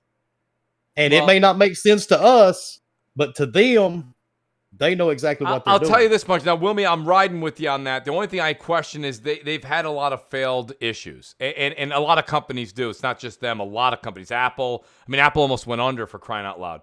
Oh, yes, they did. So, I mean, nobody's flawless. But the thing about it is I want to go back to what Knox said, guys, because I think this is an interesting point. Here's the thing. Xbox Series X, let's beat this dead horse one more time.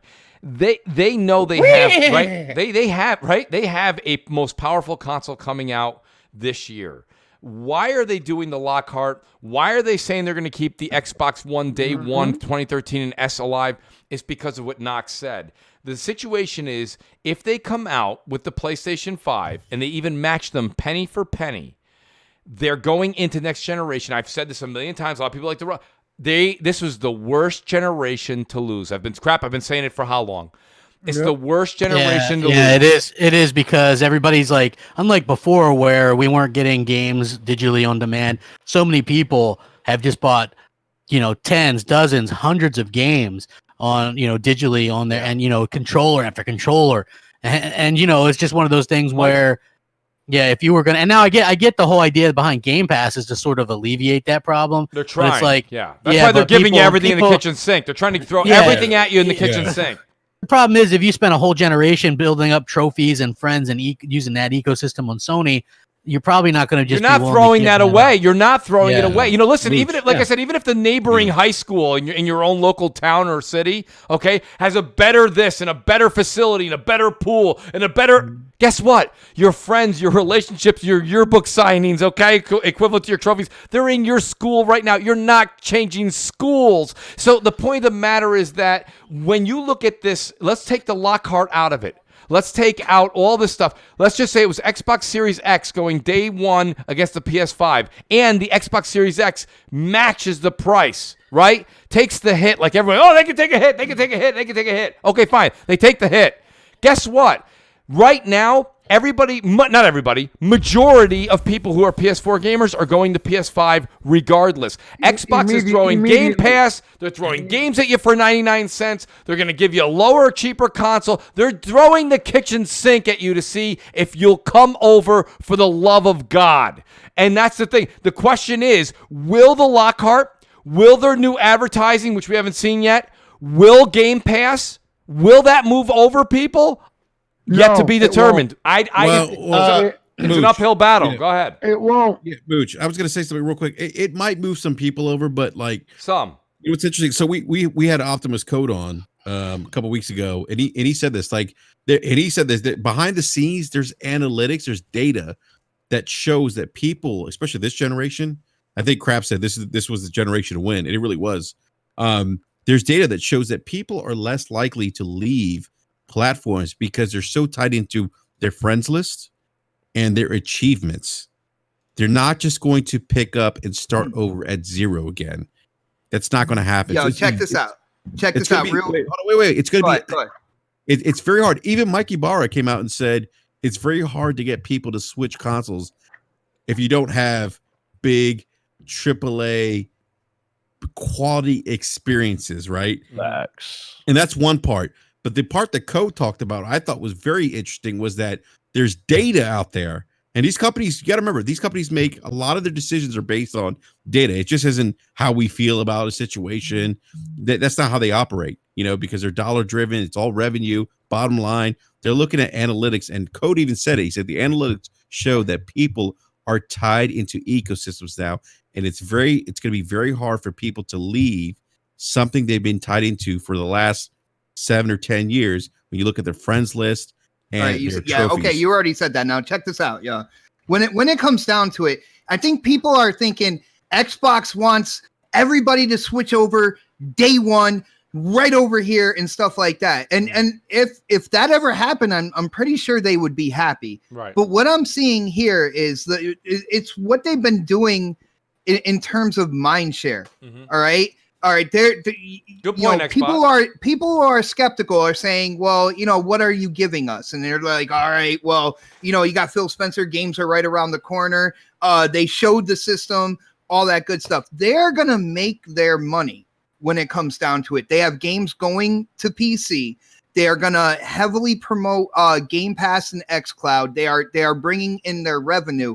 And what they're trying to show is that there is an ecosystem here that gamers will want to be a part of.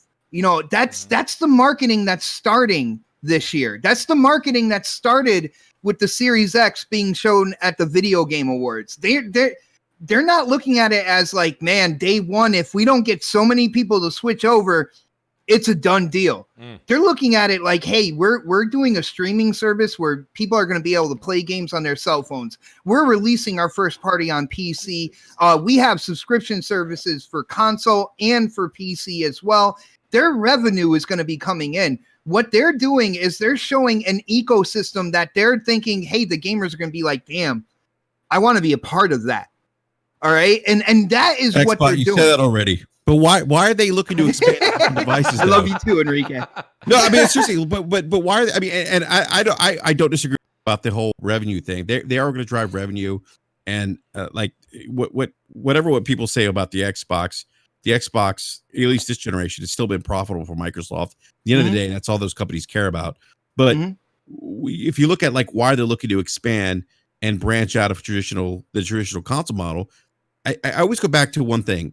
It's all about to drive Game Pass. Microsoft as a company is looking to drive things that are related to Azure. And what's tied to Azure? It's Game Pass, right? Well, what do you think? How do you think Phil sold Satya on keeping the Xbox as a division? Like that he did. That was his main argument right there, bro.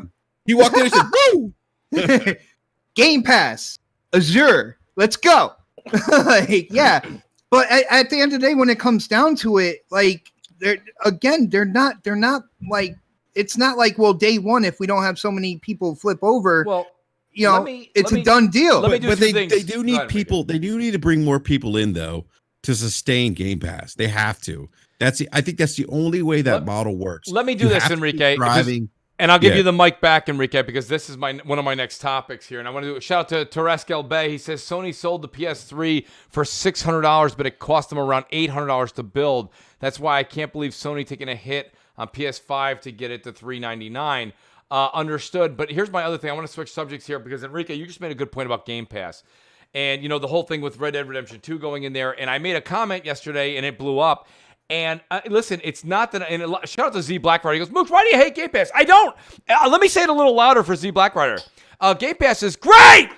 Dude, you say that, but then everything after you say it's great sounds like you hate Game Pass. Well, here's the thing, right? So here's the thing, right? So it's not that I hate Game Pass, but I don't think that Game Pass is doing. Here's the thing, okay? And Wilmy said it best a few moments ago when we were talking about the console. Wilmy said, despite the hardcore, despite the Twitter and the podcast, there's millions of people playing games that don't listen or hear to what we're saying or what's going on, even from Phil Spencer, etc.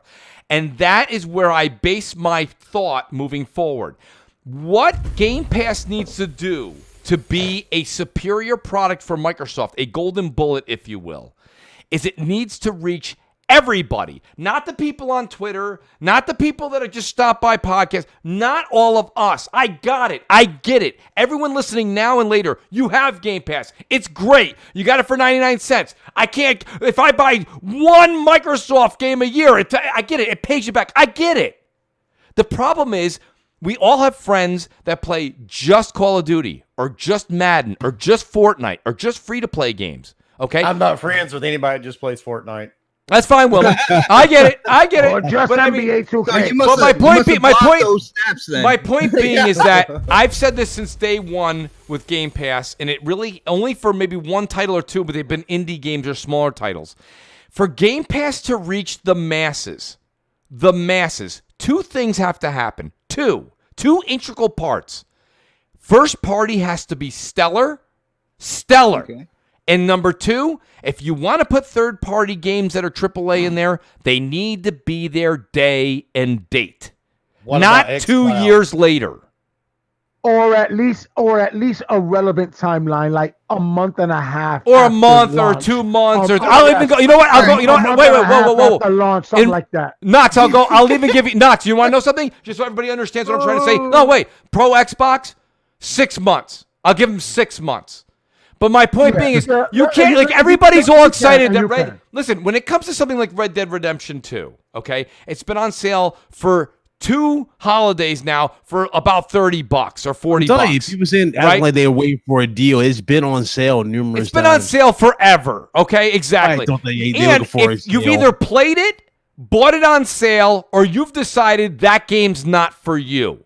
So I spoke to somebody on Twitter the other day, and they said, you know what, Mooch, listen, I'm not saying you're wrong, but they're saying what I am saying is that I'm going to try it. And I know this person. I know this person very well. They don't play those types of games. I said to him, you're going to hit start, which is what Microsoft wants you to do, because then you're a statistic. Okay? So you're going to hit start. You're going to find out. He's going to yell, Alpha! 75 hours in your ear, you're not going to listen to it. Hey, so Mooch, what I'm saying is, hey, Mooch, hold on, real quick. But he opted in for $9.99. No, 99 cents. Dude, check this out. 99 cents or $9.99. I think he said he's on the dollar. He got it for the Yo, Mooch. If he got a dollar deal, that's different. If he got the $10, then they got him. You have somebody on the panel who said that game was not for him until he tried it, and he's the one talking right now. Right. You're an anomaly. You're not, and now I'm an anomaly. Okay. You are. But here's the deal. When it comes down to it, like when they announced this, I felt like they should have kept GTA 5 in there because I feel like that goes to a wider demographic when it comes down to it. Red Dead Online didn't do exactly what Rockstar thought it would do. Right. But GTA 5, the online is just off the hook still, right? But I can't downplay the game is in Game Pass that people will be able to play for a subscription service. Now, you're not going to have every single multi-plat going in, as soon as possible. Right. But when you look back, again, this is another thing for building up towards marketing. I'm not saying it's bad. I'm just saying it's not as great as everybody's making it out to be, Xbox. You say everybody, and when it comes down to it, we all know the minority speaks the loudest when it comes to Absolutely. it. Absolutely. Fanboys Great extremes are gonna speak the loudest. I completely agree with you. When it comes down to it, again, this is what I said. I said that their marketing is going to ramp up and from what we've seen so far, people are like, man, Xbox is really not making a mistake when it comes to the Series X and what they're showing, except crap when it comes to the logo. I got you, brother. I got you. But that logo's dog crap. So, when they're ready to gear up and really yell at the wider community out there about Game Pass, they're going to have names like Red Dead to talk about. But here's what you want to play all these games. But Xbox, listen, and you're notorious for this, so I'm going to fall into the Xbox 448 camp right now, because Xbox, this is what you did on the show for a year. I'm going to do it now. And please, in the audience, do not take my small census worth anything. I'm just saying, I have friends that have families, like everybody does, and I've asked them a million times, pick up Game Pass. Pick up Game Pass. It's $1. And then what happens after it's not $1 anymore? I go, then it's $10 a month. Or if you want $14.99, you can get gold and you can get PC. They're like, listen, I'm doing Netflix, I'm doing Hulu, I do Amazon, I do this, and then they have a bunch of other stuff, not related to technology. I do this monthly thing, I do that monthly thing, I'm not. Listen, I play Call of Duty and I play Fortnite, I play Madden, I play NBA 2K. That's all they play. That's it. They play one game. Depends on the friend I'm talking about, not all of them. And my point being is they don't want the monthly subscription for something that's so casual. That's the difference between that works for Netflix. Listen, Netflix has got a variety of movies, TV shows, some first party, some not, but everybody... Some that surprised you didn't even know that were in there. Right. Like Ozark. I am so hooked on Ozark, I can't even tell you. I'm a big Jason Bateman fan again from 20 years ago. No, Warzone, baby. You're addicted to Warzone. No, Ozark. But listen, my point being is this, right? My whole thing is this. Like, what I'm saying is that what I think Microsoft and Xbox are going to find out is even with this tremendous value, you're getting the hardcore. But I think by getting the hardcore, and me and Crap are talking about this. Guys, just run with me real quick, right? $10. Let's say there is no 99-cent deal. It's just $10. $10. And you have what? People are saying 10 million people. So you got $100 million. $100 million. Barely pays for Gears, let alone all the other deals, the contracts. What about Halo? 600 employees, 5 years to make, lunches, flying people out, cameras, lights, action. Where's the money coming from? Listen, what I'm saying to you is, no, I'm not missing anything. I'm about to tell you as soon as I don't know how you're going to make up another $700 million, but go ahead. No, see what you're missing here when it comes to it, because you're talking about like the casual market. We got to be honest about the society we're living in here. Marketing is a huge thing. So you're going to start seeing, along with like the new consoles, you're going to see them marketing Game Pass absolutely everywhere. This is my prediction here. Okay. Well, they do that marketing. Now, they do it now.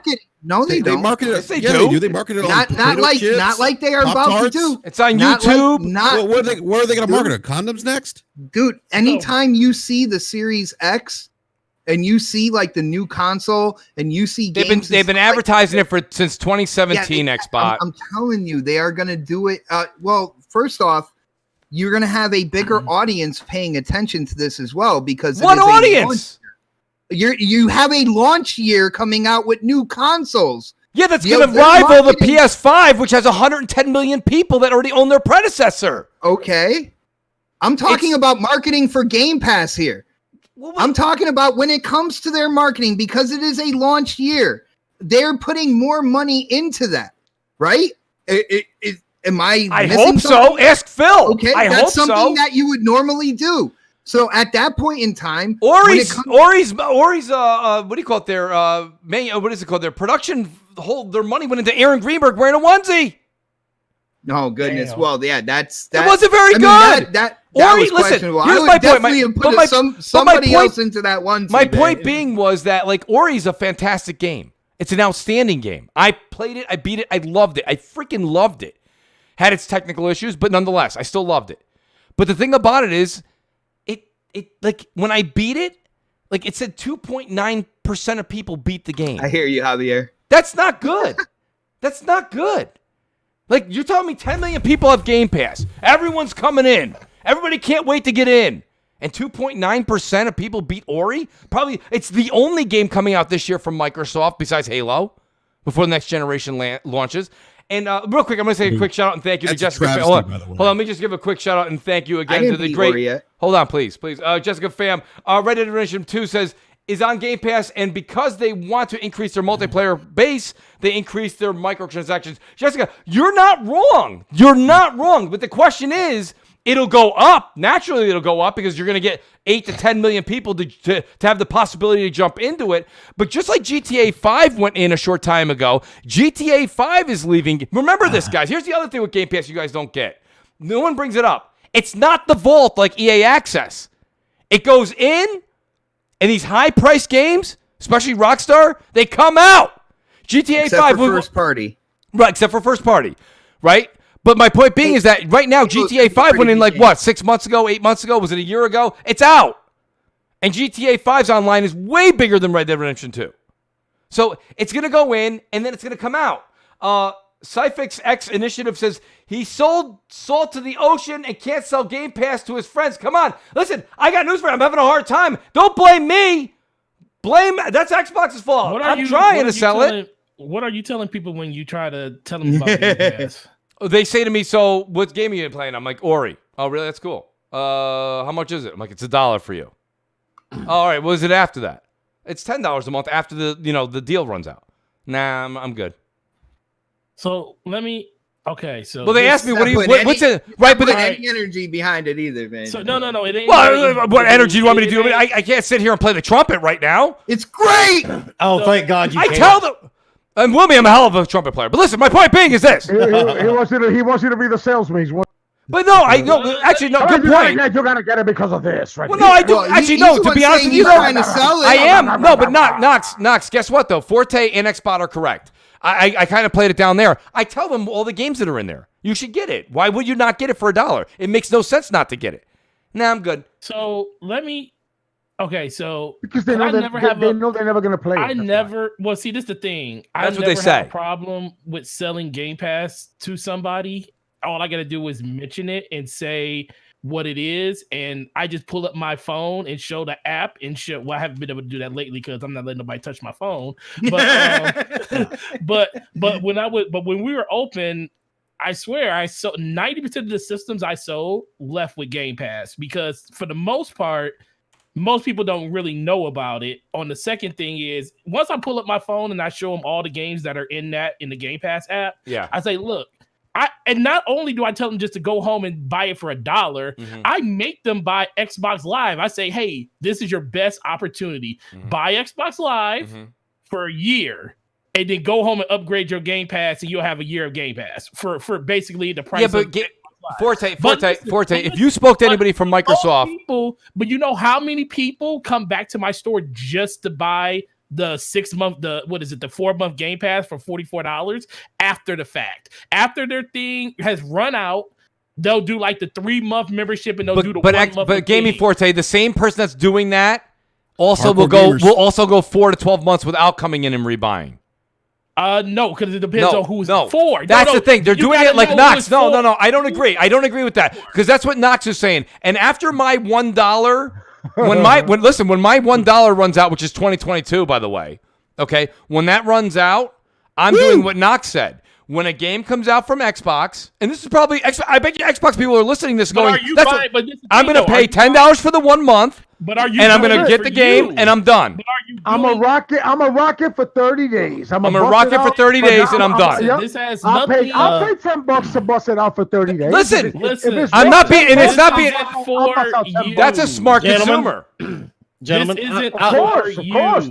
That's a great option. That is a great option being provided to you by Microsoft. I got a question for everybody on the panel. Go ahead, Wilmy. I love everybody here. I've podcasted with all y'all several times. Are we really arguing about Game Pass still? I mean, come on, guys. It came out in 2017, 2018. Right, and it still doesn't have the infrastructure. We have something else we could talk about. Wilmy, the next topic is Stadia after Game Pass. No, that won't take long. Trust me. That won't take long at all, actually. Let's talk about all Stadia games, all right? Enrique, we got 3 minutes. Stadia's dead. Games? We talked about it. Exactly. Stadia runs better than systems. Facts. Wow. Runs better than what?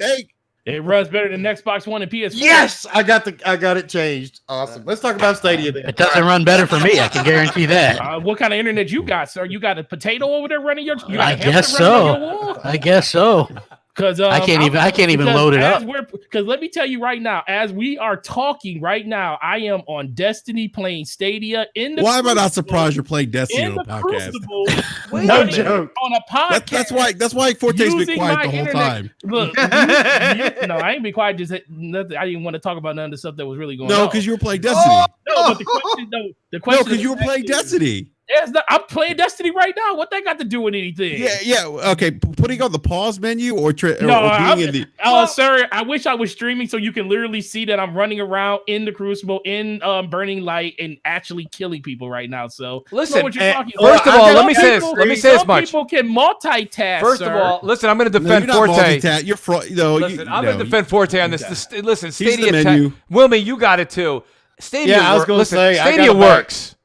I got to back Forte up too. I don't have any issues with it. There's just not a lot of games. There's not a lot of games. The only problem with Stadia is the fact they make you pay for games. Yes. That's it. That's the only problem with it. Because you literally, if you have an internet connection that is good enough, you basically it's like playing on a high-end TV with no game mode. Yes. I agree. It's very good. Terrible. You don't have to download anything. You click on the game, boom, it loads. I saw the future a week ago when shout out to Cognito because he let me know about the Stadia Pro being free. Shout out to Cognito. Listen, Cognito's going to be on. Listen, wait a minute. Cognito's going to be on next week. I've been telling you for about 5 months. Woo! Right. Shout out to Mooch. Shout out to Mooch. But I'm just saying, shout out to Cognito for letting people know that Stadia is free for Stadia Pro for 1 month, and you can literally get access to. Destiny. I'm going on an all Stadia podcast next weekend. You guys didn't even know that. How about that? Didn't. So I'm going all Stadia. The only people playing will be on your podcast. Congrats. Crap, you're ruthless, Crap. You're ruthless. Well, Mooch, you got me, you, Forte, and Deadpool. So. I like it. I really do. I play the single. I play a couple of the even Jilt is pretty good. It's not bad. I think it's a good game. It is what it is. Shout out to the great Brian Baker, who I play. Delirium Blades, my co-partner in crime on Warzone, along with Brap. And we are literally addicted to that game. He says, so Stadia needs Game Pass. Let's bring it back around. He's right.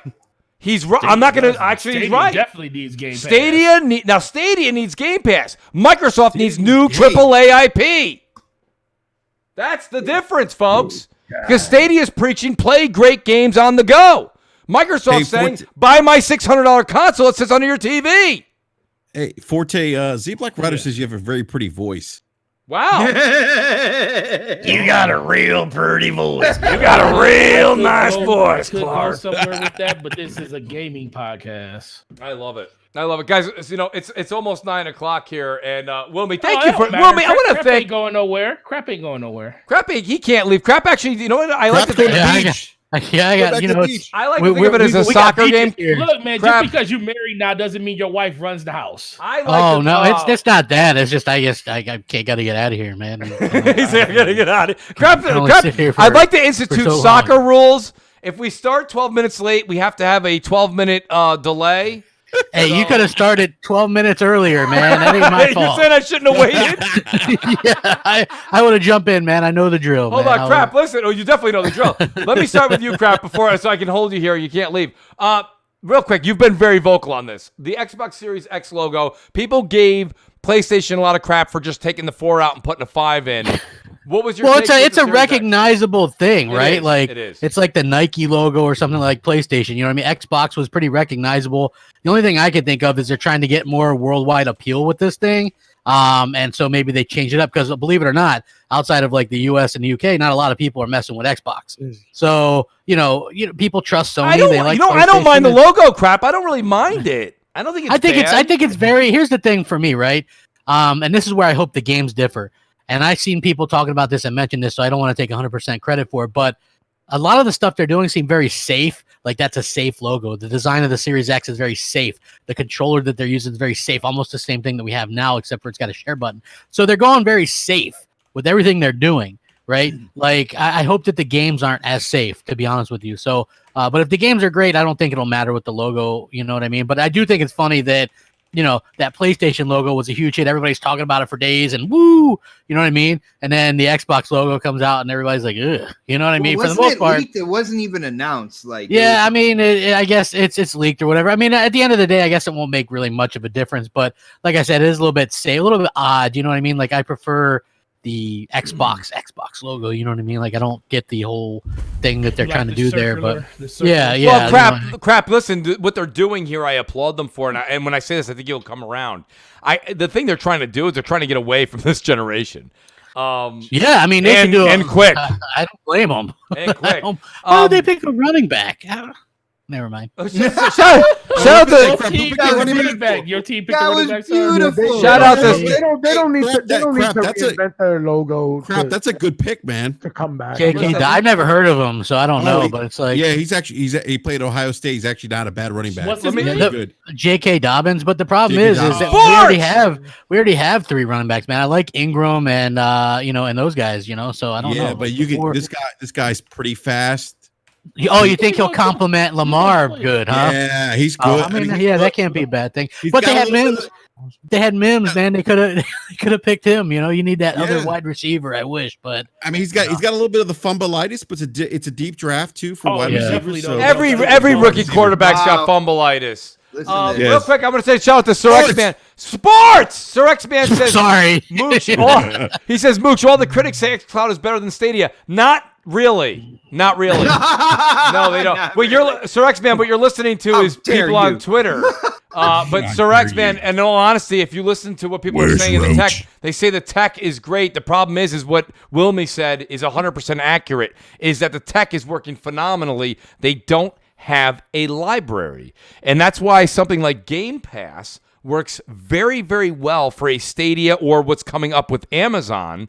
And Xbox, I think it's a great added value, but I think Xbox needs to show true AAA IP to sustain a $600, $500 box that sits 5 to 6 feet or inches away from your TV, depending on how you have your setup. I mean, that's the way you have to look at it. That's the way I look at it. Shout out to Brian Baker again, the great at Delirium Blades, who just became a major Mooch Maniac. Thank you. I appreciate that, Blaze. That's a huge honor to have you, buddy. Is Blaze playing Warzone tonight? I hope so. That's all I could say. I'm addicted to that. Let me tell you, I didn't even have it as a topic, but you guys don't understand. Like, I got a problem, okay? Yeah. I got a problem, and it's Warzone. I can't stop playing it. The only reason I haven't gotten finished, I'm on chapter 9 or something like that of Final Fantasy. I would be done with that if it wasn't for Warzone. I can't stop playing. What? I know it's bad. We're both working from home. Yeah. And you're like, hey, Enrique, are you available? Yeah, because I know you're home, and I'm like, you know what? You can put your conference call on mute. Let's go. Yeah. Shout out to Z Blackrider, who just became a Mooch Maniac. Z Blackrider, you're fantastic. I had Z Blackrider on a stream one time, and let me tell you something. The man's fantastic. He's outstanding. He knows what he's talking about. Hilarious. He's got the greatest voice, too. He should do radio. Sounds like honestly, he said, what's the guy who's saying? Oh, I can't remember his name though. Johnny. He sounds like Johnny Cash. He sounds like that's his. Isn't it? His avatar, Johnny Cash. He's Johnny. He sounds like Johnny Cash. There's a reason for that. I just want to say, great. You guys are fantastic. What a great show tonight was. Tonight's a show. You know what? Tonight's a show where Mooch should even go back. Shout out to Biggie2316. Says, Mooch, you streaming tonight? Biggie, if I streamed after tonight, the family would disown me. God damn, you're getting all the members and oh god, man. Well, crap, I've been yelling for 2 hours. You're right, man. You deserve it, man. Congrats. Crap, he goes, that's right. You're right. No, crap, it's awesome. I listen, I gotta be honest with you. You guys are awesome. It's fantastic. I kept crap here after 9 o'clock, which in itself is almost a miracle, to be honest with you. Yeah, I'm getting the side eyes, so I can see it. I'm going to get you out of here, Crap. Crap's got to go back to the beach. He's going to get in trouble. Sir X-Man says, applying my xCloud at work, Mooch, on my phone. Sir X-Man, you have mentioned it a million times. I agree. It's great. But I tell you, Stadia, I wrote Stadia, not that they listen to Mooch, but I said, you have to get iOS support to be taken seriously. Like, if you're not going to get on Apple, like, I know you guys are, everybody here is an Android fan. I get it. I got it. Oh, no, I need them on Apple. I got to have it on Apple. That's why I haven't used Stadia more. I'm an Android guy. I'm an Apple guy. You guys know, I missed you, Steve Jobs. Where's Steve? One day, me and Steve will. I think he's dead, dude. Well, listen, we're going to reunite at one point. Listen, here's the thing, guys. I want to say fantastic show. What a great panel. What an outstanding chat. You guys are all fantastic. We had so many people here tonight. You guys are all great. You're all great. I love all of you.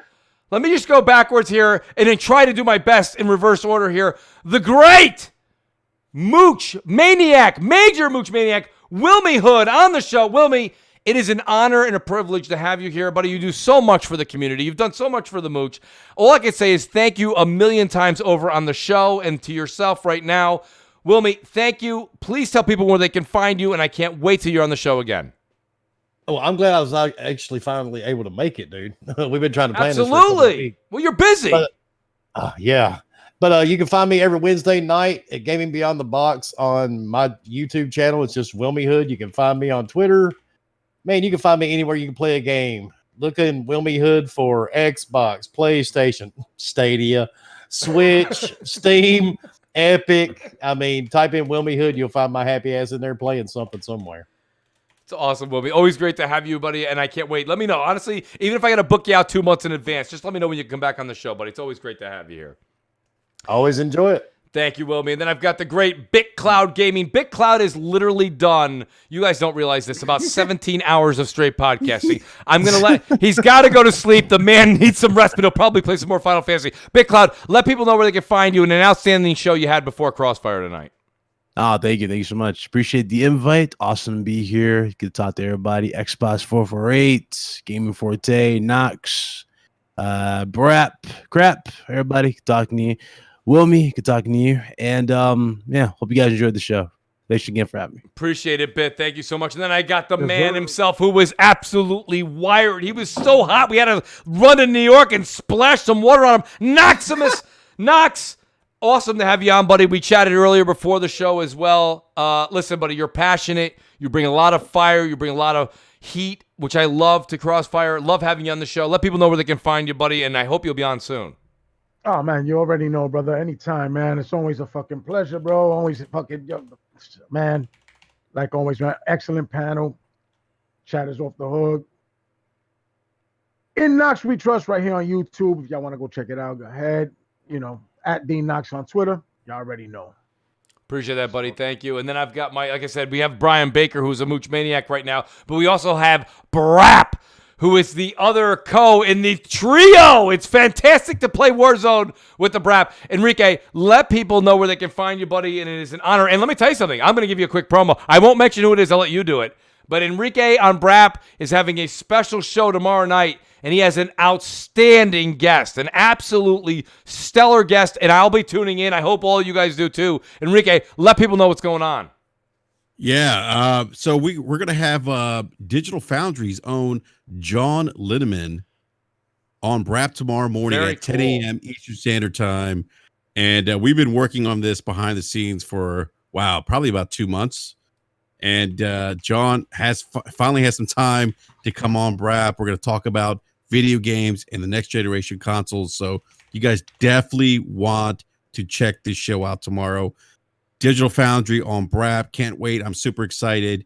You can find us on YouTube at Basement Radio Arcade Podcast. Follow us on Twitter at Brap_podcast. Mooch, great panel. Great topics. Love the show. Love Crossfire. Appreciate it. And I already got a message from Blades about Warzone. It's going down in a couple of minutes. I know it. While this thing's processing, I'm going to have to play a little Warzone. I don't have a problem with that. Little argy bargy. A little argy bargy for you guys. I love that. Love it. Guys, fantastic. And then I've got my buddy here, the great Gaming Forte. Forte, you're fantastic, buddy. Love it. Honestly, I really dig, man, how you put your personal life on Twitter. I think that's honestly, that's top notch. And it shows people how real you are and how much of a gamer you truly are, buddy. You are an awesome dude. It's just an honor to have you here. Forte, let people know where they can find you, please. Yo, definitely, man. It's always a pleasure to be here every Friday. So I already got one of the shows out of the way because my man Enrique already told you about the Basement Radio podcast on Wednesday nights. We also have Primetime Gaming with Boom. That's on Monday nights at 7 p.m. Oh, no, actually 8 p.m. I'm sorry. 8 p.m. for Primetime Gaming with Mr. Boomstick. Whenever Luca goes live on Saturday, could be 4 o'clock, could be 7 o'clock, could be 12 o'clock in the afternoon, or it could be like when she streamed at 6 o'clock in the morning because she was just bored. You can always check us out on Scumcast. That's going to be going live tomorrow. A lot of cool guests on there, so check us out. Check us out all over the place. For myself, Gaming Forte, YouTube and Twitter. That's the easy way to get to me. And thanks again for the invites as always. Always Forte. And, shout out to the Ash and Luca. Luca is she's literally my New York. Outstanding supporter of the channel since day one. I always listen to Scumcast. It's a great afternoon, Saturday afternoon. Luca! Great show. Please do check it out. We got Forte on there. You've got also Slow Mo Backstop, who I've been hanging out with and chilling with. We're playing a little Borderlands 3 with as well. So shout out to Luca. And then I've got the one and only, guys. You guys can't wait for this one. He's been here. He fights for you. He bleeds green. It's Xbot 448. Xbot, you have a huge show tomorrow too, buddy. Let people know where they can find you. And I appreciate so much that you're part of the Crossfire family, buddy. Let people know where they can find you. No doubt, brother. Great show tonight, yo. Great panel. It was absolutely awesome. For people who follow me, next podcast tomorrow, 7 p.m. on my channel, we have the best beats. We have the best gameplay and a highly entertaining panel. If you haven't checked it out yet, definitely check it out tomorrow on my channel, Xbot448. It is the next podcast. Thank you, brother. Absolutely, Xbot. Fantastic show you put together. Probably just an amazing amount of work you put into that every week. That's absolutely amazing. I'm still blown away. But dude, I got a couple surprises for tomorrow, man. It's gonna be entertaining, bro. It's gonna be. Please do check it out. Check it out. Check out Xbot 448. He's doing the work that I think Microsoft should do, half of the work that Xbot does. That being said, and then last but certainly not least, my partner in crime. Here he is. He's there for you. He's on the top ropes. He's always doing an elbow or a hacksaw Jim Duggan. It's the crap. Let people know where they can. I have a little. I got his old school. Go ahead, crap. Let them know where they can find you, buddy. Man, that's going back, man. Yeah, man. I appreciate it. It was a good time. We had a good crowd tonight. Happy everybody came out. Thanks for checking us out. And make sure you guys subscribe, all that kind of good stuff. And we'll catch you guys later. Awesome, guys. Thank you so much. Again, we'll be back next Friday night, 7 p.m. Eastern time with a great panel, a great chat. You guys are awesome. Please do tweet it out. Guys, hit the subscribe button if you're listening this late. Please, we're trying to get Mooch to 10,000 by the end of 2020. We'll see if we can do it. It's a goal. You got to set a goal. You set a goal, you try to reach for it. It's what Mooches do. That being said, guys, have a great night, great weekend. Spend time with your family, friends, anybody you can be close with during this situation. And game on, guys. We'll see you next week. Peace out. Battle time!